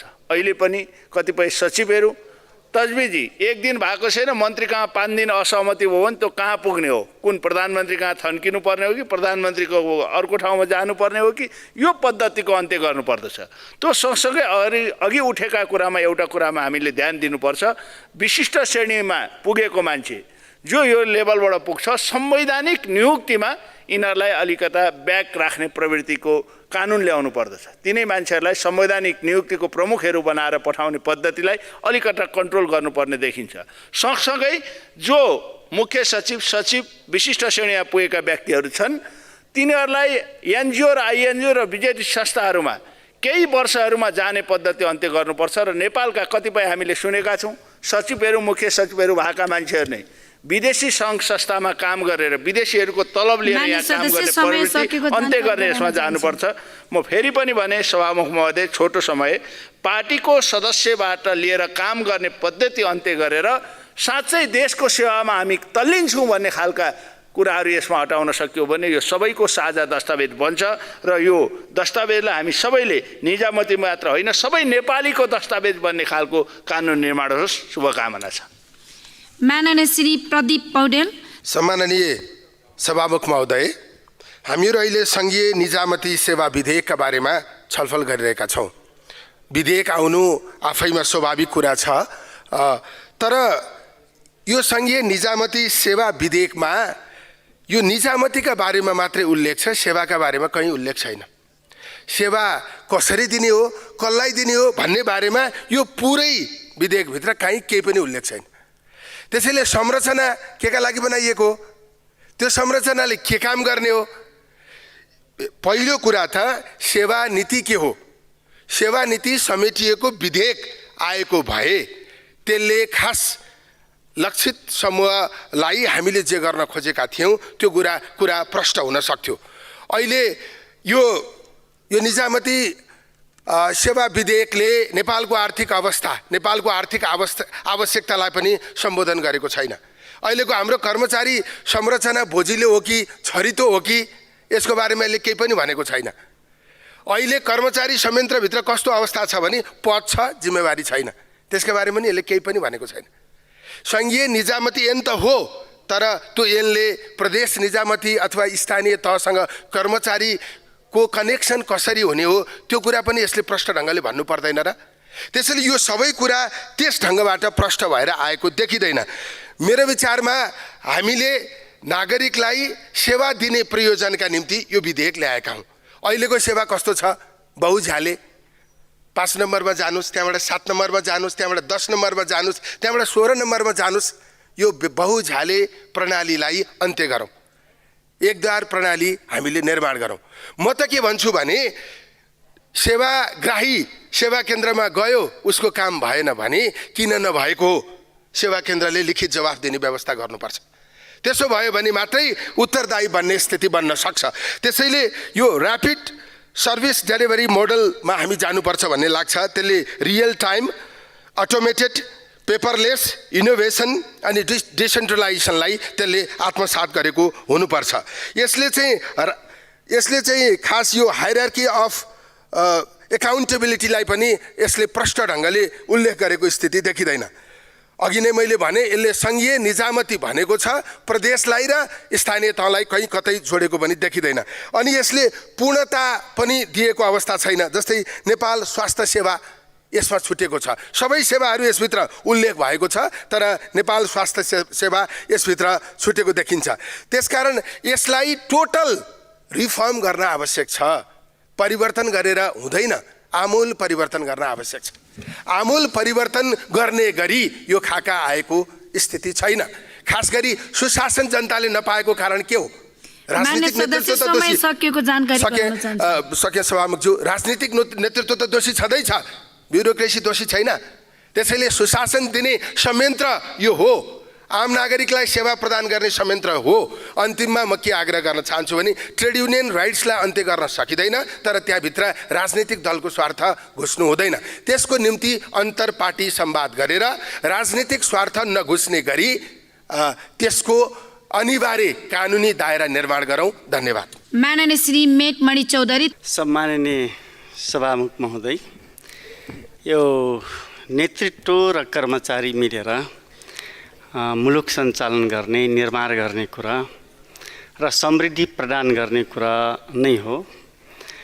र आज नेतृत्वसँग भिजन छैन भन्ने कुरा, कमिटमेन्ट छैन, कमिटमेन्टको अभाव र कर्मचारीहरूमा कार्यान्वयन गर्ने विषयमा उदासीनता, छल्ने कुरा, तर आफ्नो अनुकूलको काम चाहिँ गरिराख्ने। यदि सेटिङ मिल्यो अथवा आफूलाई व्यक्तिगत रूपमा बेसी फाइदा हुने खालको भयो भने काम चाहिँ गरिराख्ने, यो खालको परिस्थिति छ।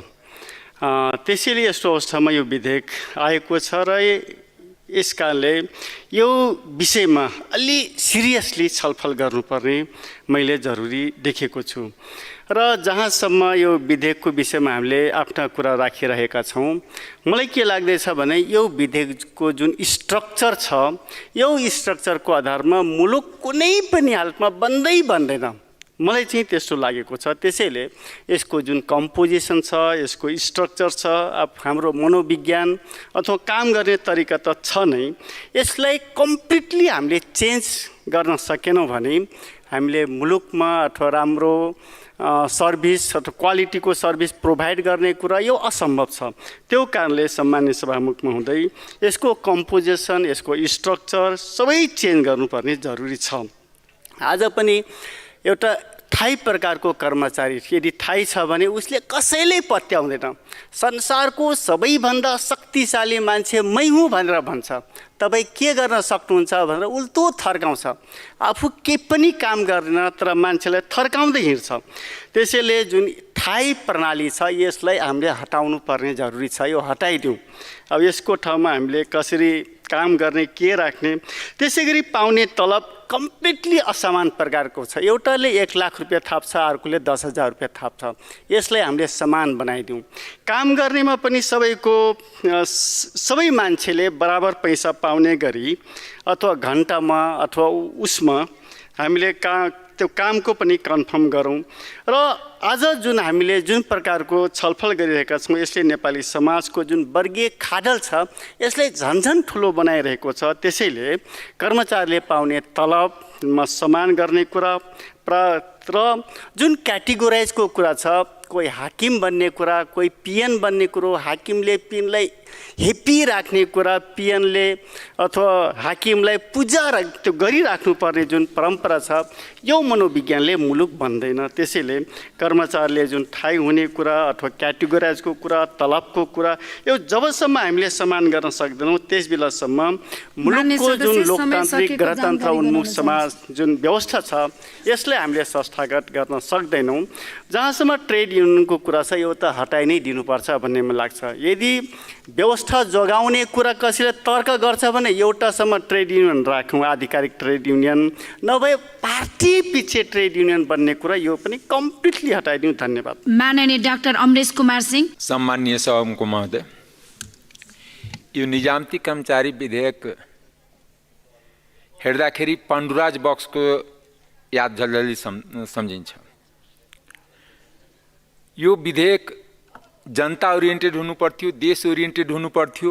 यो विधेयक कर्मचारी ओरिएन्टेड छ। भर्खर एकजना माननीय वक्ताले पनि भनेर जानुपर्छ, कर्मचारीले त हामीलाई जिताएर पठाएछ त उसैको हकित गर्नुपर्छ, जनताको हकित हामी हेर्नु हुँदैन। किनभने यो एउटा कुरा दुनियाँमा गुगलमा सर्च गर्ने, यहाँ धेरै पढे लेखेको मान्यजी हुनुहुन्छ, सर्च गर्नुहोस्, यति थरीको विधा भएको देश आजसम्म दुनियाँमा मैले पाइनँ। हिजो रातभरि मैले सर्च गरेँ गुगलमा कि यति 10 थरीको विधा त यो विधेयकमा प्रावधान गरेछ र सालमा त्यतिकै 3 महिनाभन्दा बढी सार्वजनिक विधा हुन्छ, 49 दिन शनिबार हुन्छ। त्यसपछि 4-5वटा त नयाँ वर्ष हुन्छ नेपालमा। कुनै देशमा एउटा नयाँ वर्ष हुन्छ, यहाँ 4-5वटा नयाँ वर्ष हुन्छ। त्यस कारणले एउटा के गरे हुन्थ्यो भने यो विधेयकमा लेखिदिए हुन्थ्यो कि 1 दिन कर्मचारी आउने र तलब लिने, त्यति लेखिदिए पनि कर्मचारीको केही समस्या हुन्थेन। सेवा गराइ आउँछ, टाढा टाढाबाट आउँछ, उसलाई बस्नुपर्छ, भोलि बिदा छ, कहाँ गयो, खाजा खाने गयो। तेस्रो कुरा के हुन्छ, ट्रेड युनियनले राजनीतिक दल बुझिरहेको छैन, राजनीतिक दल आफै फेल भइरहेछ। उहाँलाई लाग्छ अरूलाई फेल गरिरहेको छु। जसरी अहिले योभन्दा पहिला सत्ता गठबन्धनमा काङ्ग्रेस थियो, काङ्ग्रेसको आबद्ध कर्मचारी सबै सचिवहरू थियो, सहसचिव थियो, डिजी थियो। एमाले अनुमति त्यसलाई सबै काङ्ग्रेसवालालाई झार्यो, अब एमालेलाई आयो। अब जो काङ्ग्रेसको कर्मचारी छ त्यो त बस्दैन, हामीलाई त आनन्द छ, हाम्रो त कहीँ कोही काम गर्दैन, किनकि स्वतन्त्र त कर्मचारी कोही छैन। भन्छ तपाईँ कुन पार्टीको हो, हामी भन्छौँ स्वतन्त्र सांसद, ऊ भन्छ कि पार्टीको पहिला सदस्यता लिएर आऊ, त्यसपछि हामी काम गरिदिन्छौँ। र त्यही कर्मचारीलाई रिटायर भएपछि संवैधानिक निकायको प्रमुख बनाइन्छ, किनकि हाम्रो पार्टीको झोला यत्रो बोक्यो, 30 वर्ष पार्टीको झोला बोकेपछि त्यसपछि रिटायर पछि पनि त त्यसको बन्दोबस्त गरिदिनु पर्यो संवैधानिक निकायमा। त्यस कारण दलीय आबद्धता जबसम्म ट्रेड युनियन रहन्छ, पशुपतिनाथले पनि यो देशको विकास गर्न सक्दैन, सुशासन लाउन सक्दैन। दोस्रो कुरा, यो संविधानको खिलाफ कोही ऐन हो। संविधानको हस्ताक्षरकर्ता यहाँ धेरै मान्यजी छ, म पनि हस्ताक्षरकर्ता हो, त्यहाँ समावेशी हो। जसरी पूर्व प्रधानमन्त्री बस्दाखेरि एउटै जातको बस्छ, त्यस्तै यो कर्मचारी युनियनमा कर्मचारीको निजामती पनि एउटै जातको बनाउन खोज्नु भएको छ, एउटै थरको बनाउन खोज्नु भएको छ। जस्तै सचिवहरू एउटै थरको छ, पूर्व प्रधानमन्त्री बस्नुहुन्छ, कुन जनजाति थरको छ, कुन मुस्लिम छ, कुन थारू छ, कुन मधेसी छ, पर्दैन। पूर्व प्रधानमन्त्रीहरू जसरी एउटै जातको बनाउन खोज्नु भएको छ, त्यस्तै निजामती कर्मचारी पनि एउटै जात एउटै थरको बनाउन खोज्नु भएको छ। यसले देशको समस्या समाधान गर्दैन, एउटा कुनै जातको समस्या समाधान गर्ला, तर यो समावेशिताको विरुद्धमा जब दलितलाई, जनजातिलाई, मधेसीलाई, थारूलाई, मुस्लिमलाई, महिलालाई, वञ्चितहरूलाई अधिकारबाट जानकारी गराउन चाहन्छु। 1 मिनट कन्टिन्यू गर्न दिउँ। वञ्चितबाट अधिकार विहीन बनाएर देशको समृद्धि हुँदैन, देशको अपनत्व हुँदैन। निजामती कर्मचारीमा सबैको अपनत्व चाहिएको थियो, तर एउटा खास वर्ग विशेषको, किनकि माथि निर्णय गर्ने चाहेको जुन विधेयक बनाउने छ त्यो पनि एउटै जाति वर्गको छ। सचिवहरूको गर्नुहोस् कुन थरको सचिव छ। धन्यवाद। माननीय श्री शिशिर खनाल। सम्माननीय सभामुख महोदय, अहिले हामी सङ्घीय निजामती सेवा विधेयक 2080 को सैद्धान्तिक छलफलको क्रममा छौँ। सुशासन र सार्वजनिक सेवासँग जोडिएको यो विधेयक अत्यन्त महत्त्वपूर्ण छ र यो लामो समयदेखि प्रतीक्षारत विधेयक पनि थियो। सिभिल सर्भिसको सुरुवात झन्डै 2000 वर्ष अगाडि चाइनाको इम्पेरियल कोर्टमा भएको मानिन्छ। त्यसको आधुनिक प्रारूप 1850 को सुरुवातको दशकमा बेलायतका तत्कालीन अर्थमन्त्री विलियम ग्ल्याडस्टोनले बनाएको एक आयोगले सुझाएका केही सुझावहरूको आधारमा बनेको देखिन्छ। मूलत त्यो आयोगले 4वटा कुराहरू सुझाएको थियो। एउटा चाहिँ भर्ना रिक्रुटमेन्ट प्रोसेस प्रतिस्पर्धी एक्जामबाट हुनुपर्छ, अन्तर्विभाग सरुवा गर्न सक्ने गरेर जेनरल एजुकेसनबाट आएका व्यक्तिहरूलाई छानिने, बढुवा कसैको निगाहमा होइन पर्फर्मेन्सको आधारमा हुनुपर्छ, र नियमित काम गर्ने र पोलिसी नीतिमा काम गर्ने व्यक्तिहरू बीच स्पष्ट कार्यविभाजन हुनुपर्छ भन्ने मान्यता 1850 मा सुरु भएको थियो। अहिले नेपालको सार्वजनिक प्रशासन हेऱ्यो भने र यो विधेयक हेर्दा पनि त्यो 1850 को आयोगले सुझाएका बुँदाभन्दा धेरै अगाडि बढ्न सकेको जस्तो देखिँदैन। अहिलेको नयाँ सार्वजनिक प्रशासन पब्लिक एडमिनिस्ट्रेसनका पछिल्ला मान्यताहरूले के भन्छ भने सार्वजनिक प्रशासन प्रेडिक्टेबल हुनुपर्छ, भनेको अनुमान योग्य हुनुपर्छ, प्रक्रियाहरू मात्रै होइन त्यहाँ भित्रका बढुवाका कुराहरूदेखि लिएर सबै कुरा प्रेडिक्टेबल हुनुपर्छ भन्ने छ, पारदर्शी ट्रान्सप्यारेन्ट हुनुपर्छ भन्ने मान्यता राख्छ, जवाफदेही अकाउन्टेबल हुनुपर्छ भन्ने मान्यता राख्छ, एफिसियन्ट र इफेक्टिभ हुनुपर्छ, विशेष गरी सार्वजनिक स्रोतको परिचालनसँग जोडिएको भएर त्यो इफेक्टिभ पनि हुनुपर्छ भन्ने मान्यता राख्छ र यो निर्णयहरू राजनैतिक प्रक्रियाबाट बाहिर हुनुपर्छ, प्रोफेसनली गर्नुपर्छ भन्ने मान्यता राख्दछ। यो विधेयक पढ्दै गर्दा यी मान्यताहरूलाई कतै कतै छुन खोजेको तर धेरै हदसम्म मिस गरिएको नछोएको जस्तो देखिन्छ। मूलत अहिले हाम्रो मुख्य चुनौती के हो भने हामीले सार्वजनिक प्रशासनमा अत्यन्त प्रभावशाली ट्यालेन्टेड व्यक्तिहरूलाई कसरी रिक्रुट गर्ने, कसरी रिटेन गर्ने र उहाँहरूलाई कसरी इङ्गेज गर्ने भन्ने कुरा महत्त्वपूर्ण हो।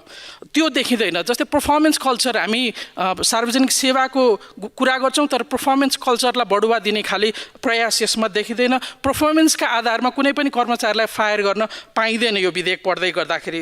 त्यस्तै स्थायित्व कसरी प्रदान गर्ने, हाम्रो जस्तो कोअलिसन गभर्मेन्ट हुने ठाउँमा स्थायित्वको महत्त्व हुन्छ तर सरकार फेरिसँगै कर्मचारी फेरिँदाखेरि त्यसले सेवामा असर गर्छ, त्यसमा त्यसमा पनि ध्यान पुगेको देखिँदैन। स्थानीय र प्रदेशमा समायोजन भएर गएका कर्मचारीहरूको साथीहरूको गुनासोलाई पनि सम्बोधन गर्न सकेको छैन। सेवाको विशिष्टीकरण पनि राम्रोसँग गर्न सकेको छैन। अहिलेको परीक्षा प्रणालीमा अर्थ मन्त्रालयमा इकोनोमिक्स पढ्दै नपढेको मान्छे पनि काम गर्न जान सक्छ। त्यस्तै गरेर सार्वजनिक प्रशासन र पब्लिक एडमिनिस्ट्रेसन र पब्लिक पोलिसी बीच पनि भिन्नता छ। त्यस्ता खाले व्यक्तिहरूलाई कसरी हाम्रो प्रशासन संयन्त्रमा ल्याउने भन्ने कुरामा यो विधेयक चुकेको छ। यसमा थप काम गर्नुपर्छ। मूलत मेरिटोक्रेसीमा आधारित इन्टिग्रिटी, इनोभेसन, रिजल्ट्स ओरिएन्टेड र सर्भिस ड्रिभन पब्लिक एडमिनिस्ट्रेसन कसरी बनाउन सकिन्छ भन्ने कुरामा हाम्रो ध्यान जानुपर्छ। यही कुराहरूमा थप हामी दफावार संशोधन र दफावार छलफलको कुरामा अगाडि बढ्नेछौँ। धन्यवाद। माननीय श्री माधव सापकोटा। सम्माननीय सभामुख महोदय, प्राचीन शुक्रनीति, प्लेटोको रिपब्लिक र कौटिल्यको अर्थशास्त्रलाई हेऱ्यो भने कर्मचारी तन्त्र कस्तो हुने भन्ने इतिहास बढी पाइँदो रहेछ।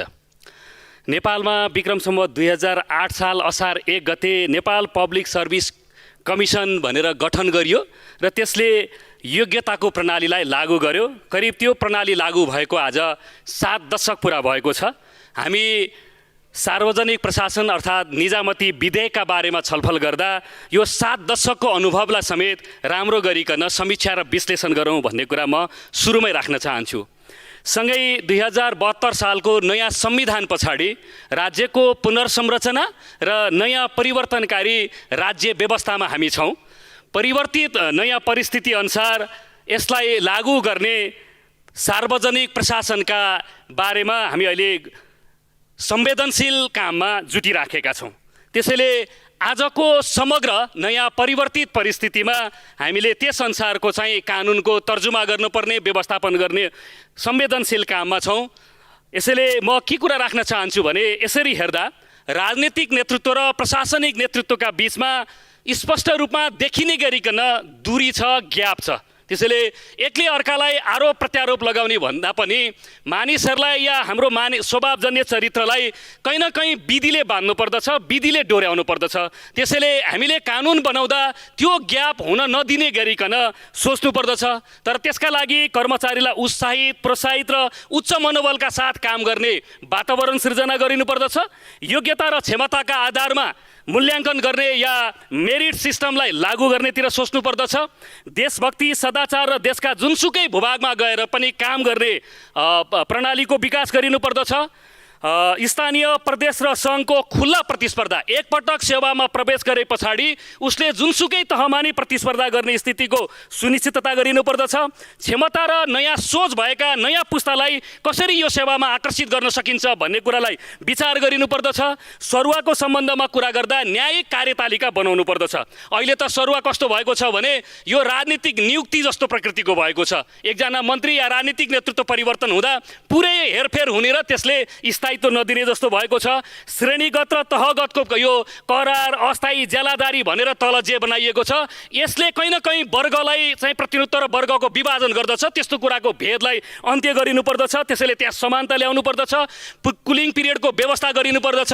लगायतका विषयहरूमा हामीले हेरेर आजको युग र आजको समग्र परिवर्तित परिस्थितिलाई प्रतिनिधित्व गर्ने प्रकारको कानुन बनाउनका लागि हामीले सोचौँ। बाँकी दफावार छलफलमा सामेल हुने प्रतिबद्धताका साथ आफ्नो भन्नुलाई अन्त्य गर्छु। लाल सलाम। माननीय श्री महेश कुमार बर्तौला। सम्माननीय सभामुख महोदय, हामी सङ्घीय निजामती सेवा सम्बन्धी विधेयकमा छलफल गरिरहेका छौँ।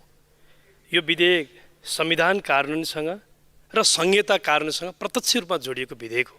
यो महत्त्वपूर्ण विधेयक, यो महत्त्वपूर्ण विधेयकमा छलफल गरिरहँदाखेरि सिङ्गो हाउसको के सत्तापक्ष के प्रतिपक्ष एक ठाउँमा उभिएर यसलाई व्यवस्थित ढङ्गबाट छलफल गरेर टुङ्गोमा पुर्याउनुपर्छ साझा दृष्टिकोणका साथ। सर्वप्रथम म त्यो आग्रह गर्न चाहन्छु। सम्माननीय सभामुख महोदय, 2039 सालमा राष्ट्रिय पञ्चायत सदस्य रूपचन्द्र विष्टले राष्ट्रिय पञ्चायतमा त्यहाँको रोस्टरमा उभिएर भन्नुभएको थियो, मन्त्रीहरू भनेको केवल टाउकोमा लगाएको टोपी मात्रै हो, तर सचिव वा कर्मचारी प्रशासन भनेको हप्पर हो, ब्रेन हो। त्यो ब्रेन सक्षम हुनुपर्छ, कामयाबी हुनुपर्छ, उत्तरदायी हुनुपर्छ, तब मात्र देश विकास हुन्छ। मन्त्रीहरू त टोपीहरू त आते जाते चलिरहन्छ, मन्त्रीहरू त आउने जाने चलिरहन्छ, तर थाई संरचनाका रूपमा रहेको ब्रेन हप्पर त्यो व्यवस्थित हुनुपर्छ, सक्षम हुनुपर्छ। त्यो आजको दिनमा पनि सान्दर्भिक छ। यो प्रस्तावनाले त्यही कुरालाई बोकेर अगाडि बढेको छ। बोकेर अगाडि बढेको यो विधेयकको प्रस्तावना बमोजिम यो विधेयकका अन्य भावहरू पनि त्यस हिसाबले प्रकट हुनुपर्छ। कतिपय ठाउँमा हामी समितिमा सुझावहरू दिउँला, केही विषयहरू हामीले उठाउनु पर्ने आवश्यकहरू, ध्यानाकर्षण गराउनुपर्ने आवश्यकहरू छ। मान्य मन्त्रीज्यूको म ध्यानाकर्षण पनि गराउन चाहन्छु। जस्तो कर्मचारी प्रशासन आज हिजो हामी श्रेणीगत प्रक्रियामा थियौँ, अहिले यो विधेयकले तहगत विषयलाई प्रोत्साहित गरेको छ, त्यो विषयलाई समेटेको छ। तहगत विषय श्रेणीबाट तहगत श्रेणीबाट तहगत पक्षमा आउँदै गर्दा त्यसको निर्णयको प्रक्रिया कति हुने भन्ने पक्षमा पनि ख्याल गर्नुपर्छ।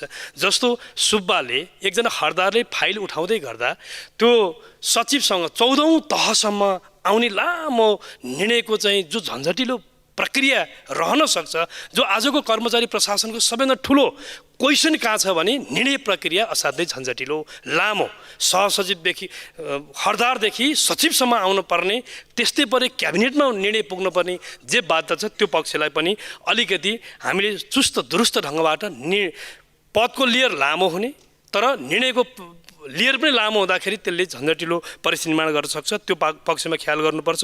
अर्को कुरा जस्तो हामीले खुलालाई माथिल्लो तहमा आउने कुरा, खुलाबाट आउने कुरालाई अलिकति अन्याय गर्न खोजेका छौँ। माथिल्लो श्रेणीमा विशिष्ट श्रेणीमा खुलाबाट बजारमा रहेका कम्पिटेन्ट ह्युमन रिसोर्सलाई आउनका लागि अलिकति न्याय गर्नुपर्छ, त्यस हिसाबले पनि काम गर्नुपर्छ भन्ने लाग्छ। उमेरको सेवा प्रवेशको उमेर भनियो, उमेरलाई खुला गर्नुपर्छ भन्ने लाग्छ। युएन सिस्टम भएका कयौँ देशहरूमा सुरुमा सेवा प्रवेश गर्नका लागि यति वर्ष उमेर नकटेको भन्ने हुँदैन। जस्तो यहाँ 32 वा 35 उमेर नकटेकोलाई सेवा प्रवेशको आधार मानिएको छ र 60 वर्षलाई अनिवार्य अवकाशको विषय मानेको छ, त्यसलाई 65 बनाउने, सुरुमा खुला सेवा प्रवेशलाई खुला गर्नुपर्छ। माननीय श्री देवेन्द्र पौडेल। सम्माननीय सभामुख महोदय, सङ्घीय निजामती सेवाको गठन, सञ्चालन र सेवा शर्त सम्बन्धमा व्यवस्था गर्न बनेको विधेयक ढिलै भए पनि यो संसदमा पेश हुनु खुसीको कुरा हो र यसलाई छिटै प्रक्रियामा लिएर गएर टुङ्गाउनुको निम्ति पनि सम्मानित सदनमा सबै माननीयज्यूहरूसँग म विशेष अनुरोध पनि गर्न चाहन्छु सम्माननीय सभामुख महोदय मार्फत। अब यो हामीले ल्याएको प्रणाली अनुरूप चाहिँ हामीले यसको सही ढङ्गले यसको हामीले निर्गोल गर्नुपर्ने हुन्छ। एकात्मक प्रणालीको अन्त गरेर सङ्घीयता, समावेशिता, सुशासन, समाजवाद र लोकतन्त्र हामीले अहिले ल्याएका प्रणालीहरू, यी 5वटा प्रणालीहरू हाम्रो संविधानले हामीले ल्याएका प्रणालीको प्रसङ्गमा अभिन्न रूपमा जोडिएर आएका छन्। योसित सम्बन्धित निजामती प्रणाली हामीलाई चाहिएको छ। हामीले त्यसो भएको हुँदाखेरि पहिलो चाहिँ पक्ष भनेको हामी अब समाजवादतिर जाँदैछौँ। सङ्घीयता, समावेशिता, सुशासन र लोकतन्त्रलाई संस्थागत गर्दै समाजवादमा जाने हाम्रो लक्ष्य हो। त्यो लक्ष्य बोक्ने हामीलाई चाहिँ निजामती प्रशासन प्रणाली चाहिएको छ। हामीले अरू कुरातिर बहकियौँ भनेदेखि हामी त्यहाँ पुग्न सकिँदैन। त्यस अनुरूप चाहिँ यो खास गरी यो सङ्घीय निजामती सेवा गठन, सञ्चालन र सेवा शर्त सम्बन्धमा व्यवस्था गर्न बनेको विधेयकमा यो विषयलाई पहिलो प्राथमिकतामा राखेर हामी अगाडि बढ्नुपर्छ भन्ने कुरा यो सम्मानित सदनमा म राख्न चाहन्छु। त्यसपछि दोस्रो चाहिँ सेवा सुविधाको विषय, यहाँ धेरै कुरा त्यहाँ धेरै ठाउँ उल्लेख भएको छ। सेवा सुविधाको विषय त्यससित सम्बन्धित विषयभन्दा दोस्रो फरक विषय हो र योसित सम्बन्धित रहेर आकर्षक तरिकाले सबै समस्याहरू सुल्झाउने गरी अस्थायीका समस्या, अल्झेका समस्याहरू र कतिपय ठाउँमा चाहिँ दरबन्दी अभाव भएका समस्याहरू, कर्मचारीहरूका यी कतिपय कुराहरू चाहिँ दोस्रो हामीले टुङ्गाउनुपर्छ। र तेस्रो चाहिँ हामीले टुङ्गाउने कुरा के हो भनेदेखि यो विभेदहरूको अन्त। जस्तो विद्यालयमा विद्यालय कर्मचारी छन्, त्यसको बारेमा बोलिएको छैन। र मैले यो कुरा किन राख्न खोजेको भनेदेखि सेवा सुविधा लिने राज्यको तर्फबाट वेतनधारी शिक्षक र कर्मचारीको एउटै प्रकारको सुविधा हुने गरी शिक्षासित सम्बन्धित विधेयक आउन बाँकी छ। अहिलेदेखि नै छलफल गरेर एउटै बनाएर हामी जानुपर्छ। राज्यको तर्फबाट पालिकामा जिम्मा लिएर गएको अधिकृतको सेवा सुविधा र विद्यालयमा जिम्मा लिएर गएको चाहिँ हेड सर र शिक्षकको सुविधाको बारेमा समान बनाएर जाने गरी हामीले अहिलेदेखि नै चाहिँ सोचेर अगाडि बढियो भनेदेखि हामी अगाडि बढ्न सकिन्छ। अनि त्यसपछि क्षेत्र, खास गरी क्षेत्राधिकार तोक्ने कुरा, अनि उनीहरूको जिम्मेवारी तोक्ने कुरा, र त्यसपछि समय तोक्ने कुरा, त्यो कुरा एउटा सिस्टम र प्रणाली स्थापित गर्ने गरी अगाडि बढाउनको निम्ति पनि माननीय मन्त्रीजी यहाँ हुनुहुन्छ।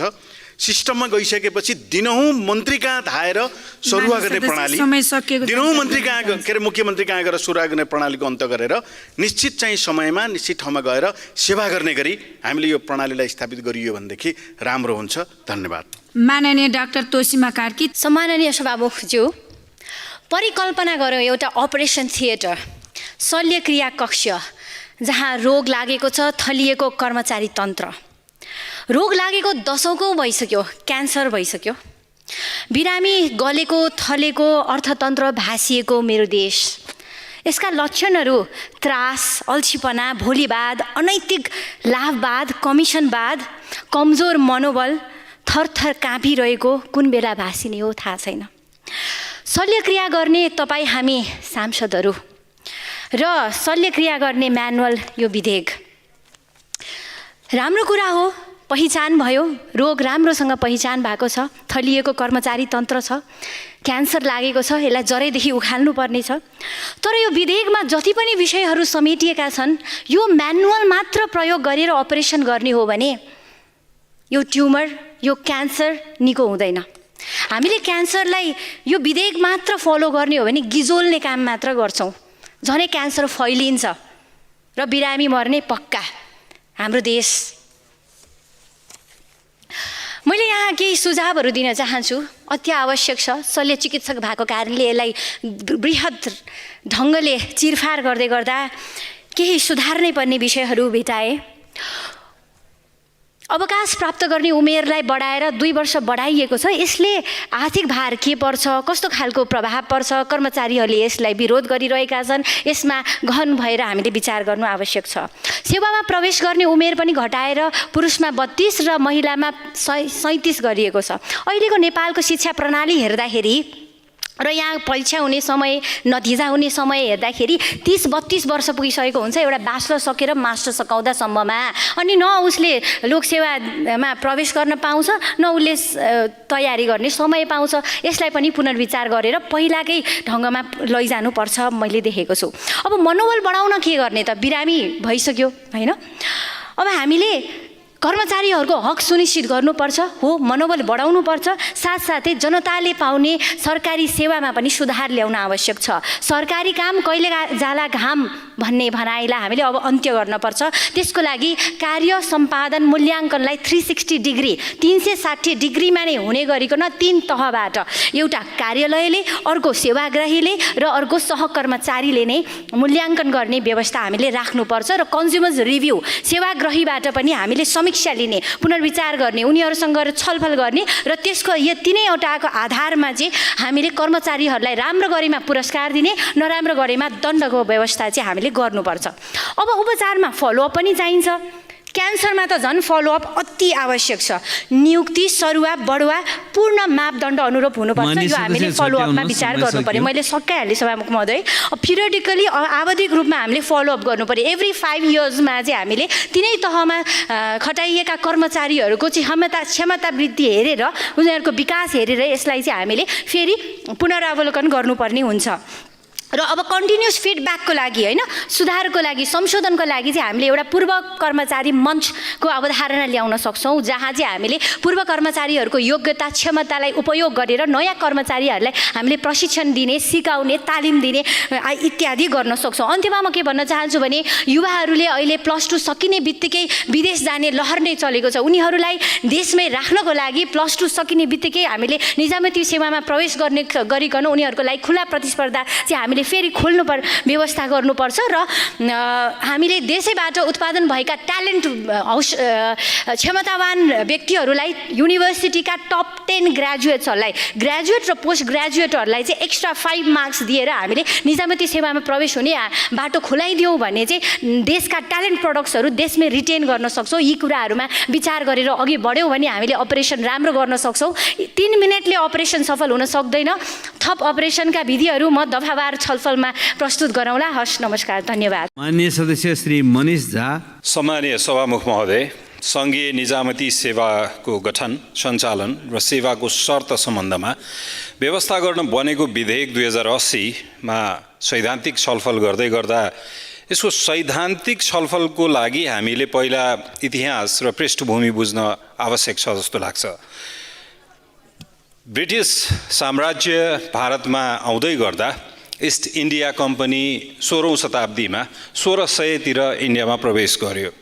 प्रवेश गरे पश्चात लगभग 150 वर्ष उसले त्यहाँ राज्य त गर्यो एउटा निजी कम्पनीको रूपमा, र आधिकारिक रूपमा 1856 पछि आधिकारिक रूपमा त्यहाँ राज्य व्यवस्था आफ्नो विस्तार गर्ने निर्णय गर्यो।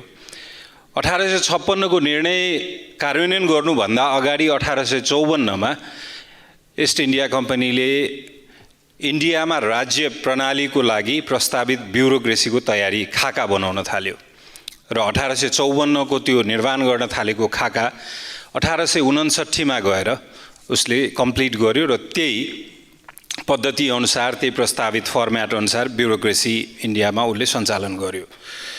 तर त्यो ब्युरोक्रेसी बनाउँदै गर्दाखेरि हरेक दृष्टिकोण, हरेक कुराको निर्माण र खाका निर्माण गर्दै गर्दाखेरि दुईवटा उद्देश्य हुन्छ। एउटा त्यसको सस्टेनेबल और रिटेन्सन ओरिएन्टेड कि ग्रोथ ओरिएन्टेड, त्यसलाई चलायमान गर्नको लागि बनाउने वा प्रगतिको लागि बनाउने।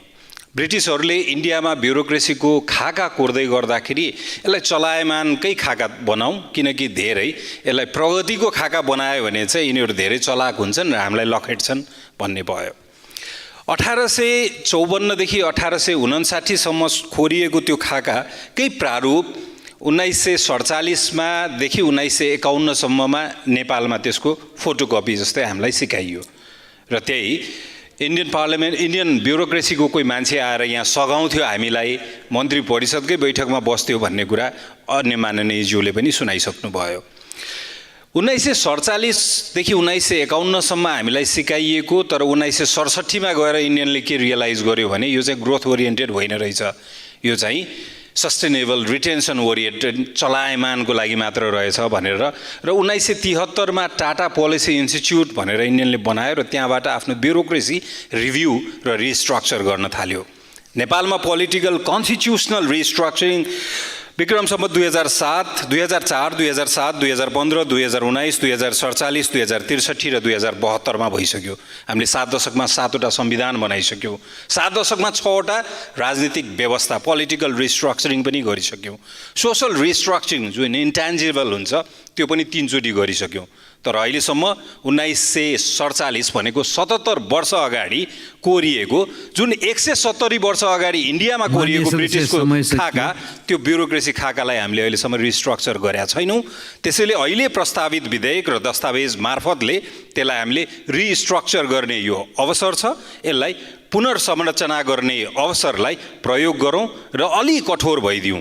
अलि हामी कठोर हुन आवश्यक छ, अदरवाइज हामीले अन्यथा यो अवसर गुमायौँ भने फेरि पनि त्यही भुमरीमा, त्यही गल्तीहरूमा हामी अल्झिन्छौँ कि भन्ने हामीसँग जोखिम रहनेछ, यथावत रहनेछ।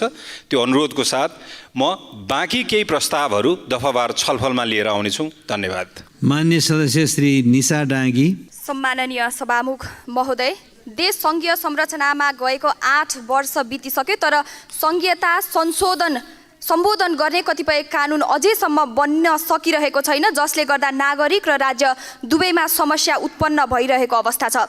जुन समस्याको सम्बोधनको लागि अघि सारिएको यस विधेयक सङ्घीय निजामती सेवा विधेयक 2080 हालको समयका लागि अत्यन्त आवश्यक देखिएको थियो, यो ल्याइएको छ। त्यसको लागि म सरकारलाई धन्यवाद दिन चाहन्छु। सभामुख महोदय, निजामती कर्मचारी भनेको राष्ट्रिय सेवक हुन्।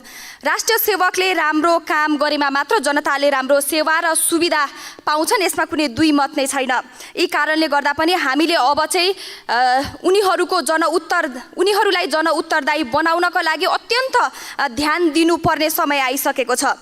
सभामुख महोदय, सङ्घीय कानुन कुनै पनि विषयमा प्रदेश र स्थानीय तहका लागि मापदण्डको रूपमा काम गर्छ। यस्तोमा प्रशासकीय पुनर्संरचनाका निम्ति स्थानीय र प्रदेशका लागि मार्गदर्शन बन्नका लागि भए पनि यस विधेयक अत्यन्त बलियो बनाउन आवश्यक छ। यसमा कस्ता कर्मचारी ल्याउने, कर्मचारीको विकास कसरी गर्ने, कर्मचारीको कसरी उपभोग गर्ने, आइसकेका राम्रा कर्मचारीलाई भविष्य देख्ने गरी कसरी संरक्षण गरेर अगाडि बढ्ने जस्ता ठूला चुनौतीहरू पनि आज हाम्रो अगाडि आइसकेका छन्। यी सबै कुराहरूलाई उचित संशोधन गरेर मात्र यस विधेयकलाई अगाडि बढाउनु पर्ने देखिन्छ। सभामुख महोदय, राज्यका सबै तहलाई उत्तरदायी बनाउनु हालको आवश्यकता पनि हो। प्रदेश नागरिक सेवा र स्थानीय सेवालाई पनि निजामती कर्मचारीको परिभाषामा समावेश गर्ने कि भन्ने विषयमा पनि छलफल हुन आवश्यक छ। स्थानीय तहको र प्रदेशको अन्तर प्रादेशिक सरुवा बढुवाको विषयमा अभिभेदको सिद्धान्त ल्याउनुपर्छ जस्तो मलाई लाग्छ र विधेयकको 13 र 14औं तह बीच अतिरिक्त सचिव राख्ने भनिएको छ। यसमा म मन्त्रीज्यूको ध्यान आकर्षण गराउन चाहन्छु। यो विषयमा अझ स्पष्टता चाहिएको छ। निजामती सेवा जसरी भ्रष्टाचारको खेल हुने थलो भनेर बदनाम भइरहेका छन्, अब यस्तो भाष्य हटाउनका लागि भए पनि सेवामा ट्यालेन्ट हन्ट गरेर पुश एन्ड पुल फ्याक्टरबाट योग्य व्यक्तिलाई सेवामा ल्याउन अत्यन्त आवश्यक भएको छ, ताकि राम्रो व्यक्तिलाई राम्रो ठाउँमा राख्न सकियोस्। कुनै कर्मचारीको दायित्व पुरा गर्न नसक्दा हुने विभागीय कारबाहीको प्रक्रियामा समेत सहजता अब ल्याउन पर्ने बेला भएको छ। निजामती सेवामा रही राज्यको लागि गरेको योगदानको कदर र मूल्याङ्कन, सेवा सुविधा शर्त बमोजिमको सेवा सुविधा पनि सुनिश्चित गरिनुपर्छ। सभामुख महोदय, आजको मितिमा यदि कुनै पनि सरकारी कर्मचारीले अतिरिक्त कुनै पनि काम नगरी आफूले गरिरहेको कामले मात्र आफ्नो जीवनयापन पुरा गर्न सक्छन् कि सक्दैनन् भन्ने प्रश्नको जवाफ पनि हामीले खोज्ने समय आइसकेको छ।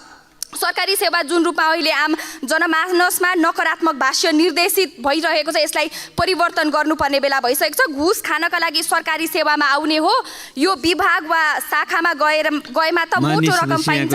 सकाइहाले सभामुख महोदय, मोटो रकम पाइन्छ भन्ने हल्ला जताततै सुनिन्छ। अब यस्तो भाष्यलाई चिर्नका लागि सरकारी सेवामा संलग्न हुनेहरूले यही सेवाबाट नै आफूलाई सहज र एउटा सम्मानजनक जीवन बाँच्न सक्ने अवस्था सृजना गर्नुपर्छ। र सभामुख महोदय, अन्त्यमा प्रोत्साहनको क्षेत्रमा सङ्घ प्रदेश र स्थानीय तहमा योगदानका आधारमा निवृत्ति भ्रमण कोष, सञ्चय कोष, औषधि उपचार कोष लगायतका कोषहरूमा कर्मचारी र सम्बन्धित तहका सरकारीको योगदानमा एकरूपता हुनुपर्छ। र अन्त्यमा सभामुख महोदय, सबै पार्टीका सांसदहरूले ट्रेड युनियनको विषयमा बोल्नु भएको छ। आज बोलेका कुरा भोलिका दिनमा कार्यान्वयनमा ल्याउनका लागि सहयोग गर्नुहुन्छ भन्ने मैले आशा पनि राखेको छु। माननीय सदस्य श्री लेखनाथ दाहाल। सम्मानीय सभामुख महोदय, हामी यति बेला सङ्घीय निजामती सेवा गठन, सञ्चालन र सेवाका शर्त सम्बन्धमा व्यवस्थापन गर्न बनेको विधेयकको सैद्धान्तिक छलफलमा सहभागी भएका छौँ। सुशासन, समृद्धि र सामाजिक न्यायको केन्द्रीय कार्यभार पुरा गर्ने प्रतिबद्धतासहित नेतृत्व गरेको नेपाल सरकारको तर्फबाट यो सङ्घीय निजामती सेवा ऐन जो सुशासन, समृद्धि र सामाजिक न्यायको केन्द्रीय कार्यभार पुरा गर्न मुख्य भूमिका निर्वाह गर्ने ऐन हो। यो ऐन सदन समक्ष पेश गर्न सफल हुनुभएकोमा नेपाल सरकार र माननीय मन्त्रीज्यूलाई म हार्दिक आभार व्यक्त गर्न चाहन्छु। स्वभावैले यो विधेयकमा अलि बढी केन्द्रीकरण देखिन्छ। यो विधेयकले हामी सबैलाई थाहा छ, यो देशमा 3वटा सरकारको परिकल्पना संविधानले गरेको छ। 3वटा सरकार एक आपसमा सहकार्य, समन्वय र सहअस्तित्वको आधारमा सञ्चालन हुनेछ भन्ने संवैधानिक व्यवस्था छ। त्यो संवैधानिक व्यवस्थालाई अलिक ख्याल गरिएको देखिँदैन। दोस्रो कुरो, हामी सबैलाई थाहा छ, निजामती प्रशासन भन्ने बित्तिकै राज्यको इन्जिन हो। इन्जिन कमजोर भयो भने, इन्जिन खराब भयो भने राज्य त सुचारू हुन सक्दैन, राज्य गतिशील हुन सक्दैन। त्यस कारणले मुख्य कर्मचारी प्रशासनलाई कसरी व्यवस्थित गर्ने, कर्मचारी प्रशासनभित्र देखिएका अराजकता, अनुशासनहीनता, अनियमितता र अपारदर्शितालाई कसरी नियन्त्रण गर्ने भन्ने विषयमा यसले अलिक ठोस र मूर्त चाहिँ जवाफ दिँदैन। यसलाई हामीले अलिक व्यवस्थित ढङ्गले छलफल गर्नैपर्छ। यो ऐन आफैमा महत्त्वपूर्ण छ र यसलाई कसरी अगाडि बढाउने भन्ने विषयमा हामी सबैलाई थाहा छ। यसले कर्मचारीहरूको सरुवामा चाहिँ पनि अलि ठोस गर्नुपर्ने, गर्न सकिया देखिँदैन। त्यति मात्र होइन, अन्तर्प्रदेशीय सरुवाको व्यवस्थित योजना छैन र बढुवा पनि हामी सबैलाई थाहा छ कि अधिकृत लेभलको चाहिँ लोकसेवा आयोगबाट अधिकृत लेभलमा नाम निकालिसकेपछि कमसेकम बढुवा प्रक्रिया चाहिँ कार्य सम्पादन मूल्याङ्कनको आधारमा बढा हुने व्यवस्था गरिनुपर्छ।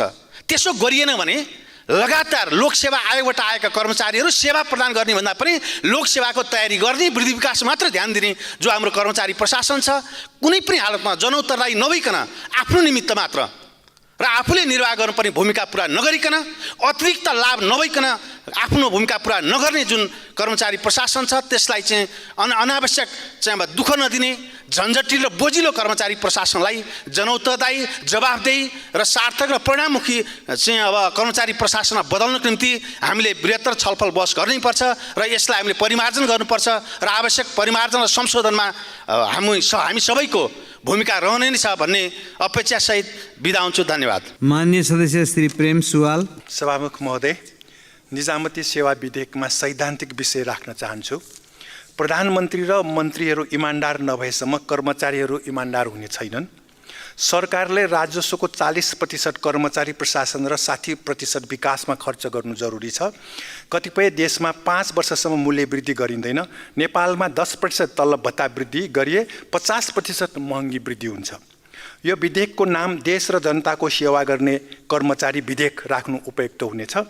जिल्लामा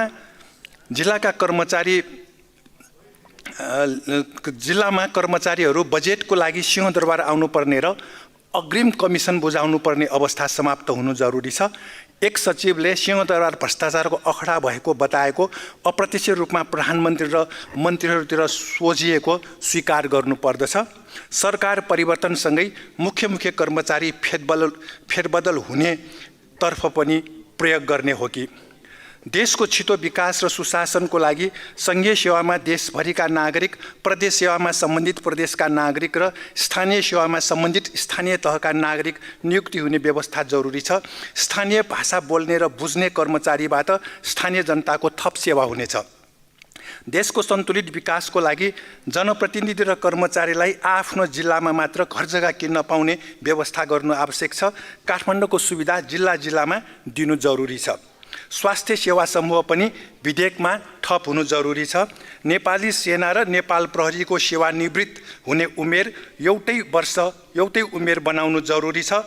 प्रधानमन्त्री र मन्त्री कर्मचारीको लागि खाद्यान्न उत्पादन गर्ने मजदुर किसानलाई पनि 60 वर्षपछि निवृत्तिभरण दिने कानुन ल्याउनु जरुरी छ।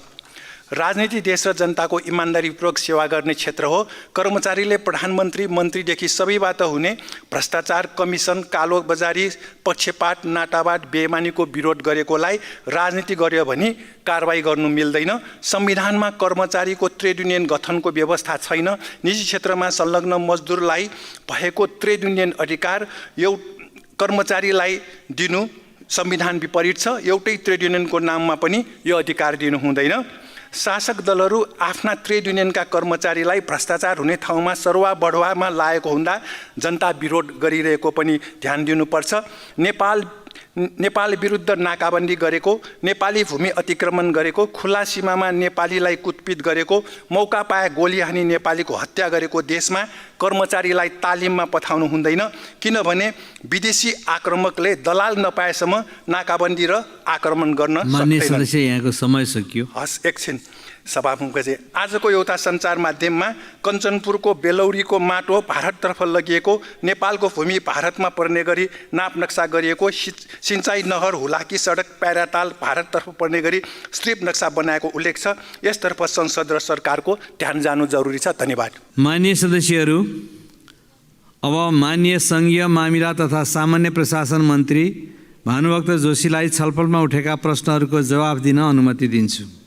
सम्माननीय सभामुख महोदय, मैले पेश गरेको सङ्घीय निजामती सेवाको गठन, सञ्चालन र सेवाको शर्त सम्बन्धमा बनेको विधेयकको असाध्यै ठुलो महत्त्व रहेछ भन्ने कुराहरू यसबाट प्रष्टै छ। आज धेरैभन्दा धेरै मान्यज्यूले यसमा सहभागी भएर छलफलमा सहभागी हुनुभएको छ। म सम्पूर्ण मान्यज्यूहरूलाई सुझाव दिनुहुने सम्पूर्ण मान्यज्यूहरूलाई हार्दिक धन्यवाद दिन चाहन्छु। धेरै कुराहरू उठेका छन्। मलाई लाग्छ अब हामी यो विधेयकका सन्दर्भमा मान्यज्यूहरूबाट धेरै संशोधन पनि आउनेछन्। दफावार छलफलमा यसको बारेमा धेरै छलफल पनि हुनेछ। मैले प्रत्येक विषयवस्तुको बारेमा यहाँ उठान गर्न अहिले चाहिनँ। कतिपय मान्यज्यूहरूले निजामती कर्मचारीहरू एउटा प्रदेशबाट अर्को प्रदेशमा जानका लागि व्यवस्था नभएका र प्रदेशभित्र त प्रदेशको निजामती कानुनले गर्ला, त्यस बाहिरका कुराहरूमा के गर्न सकिन्छ लगायतका ट्रेड युनियनका विषयमा र यो कर्मचारी संयन्त्रलाई कसरी सक्षम बनाउन सकिन्छ, कसरी राम्रो बनाउन सकिन्छ, कसरी प्रभावकारी बनाउन सकिन्छ भन्ने बारेमा जे कुराहरू उल्लेख गर्नुभएको छ, म आगामी संशोधनमा र दफावार छलफलमा हुने कुरामा ती सबै कुरालाई समेटेर यो विधेयकलाई समृद्ध बनाउने कुरामा, राम्रो बनाउने कुरामा लाग्ने प्रतिबद्धता व्यक्त गर्दै सङ्घीय निजामती सेवालाई राष्ट्रहित, सङ्घीय लोकतान्त्रिक गणतन्त्रप्रति प्रतिबद्ध, राजनीतिक रूपमा तटस्थ, पेशागत रूपमा सक्षम, सुदृढ, सेवामूलक, उत्तरदायी र व्यावसायिक बनाउँदै सुशासनमुखी संयन्त्रको रूपमा विकास गर्ने गरी सङ्घीय निजामती विधेयकलाई समृद्ध पार्ने कुरामा प्रतिबद्ध रहेको कुरामा यहाँहरूलाई विश्वास दिलाउँछु। धन्यवाद। अभिवादन।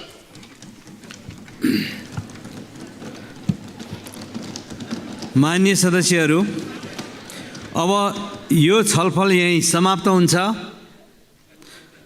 अब म सङ्घीय निजामती सेवा विधेयक 2080 माथि विचार गरियोस् भन्ने प्रस्तावलाई निर्णयार्थ प्रस्तुत गर्दछु।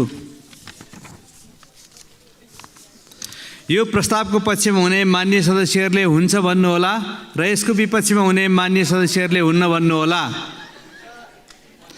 यो प्रस्तावको पक्षमा हुने मान्य सदस्यहरूले हुन्छ भन्नुहोस्। यसको विपक्षमा हुने मान्य सदस्यहरूले हुन्न भन्नुहोस्। हुन्छ भन्ने पक्षका मान्य सदस्यहरूको बहुमत भएकोले सङ्घीय निजामती सेवा विधेयक 2080 माथि विचार गरियोस् भन्ने प्रस्ताव बहुमतले स्वीकृत भएको घोषणा गर्दछु।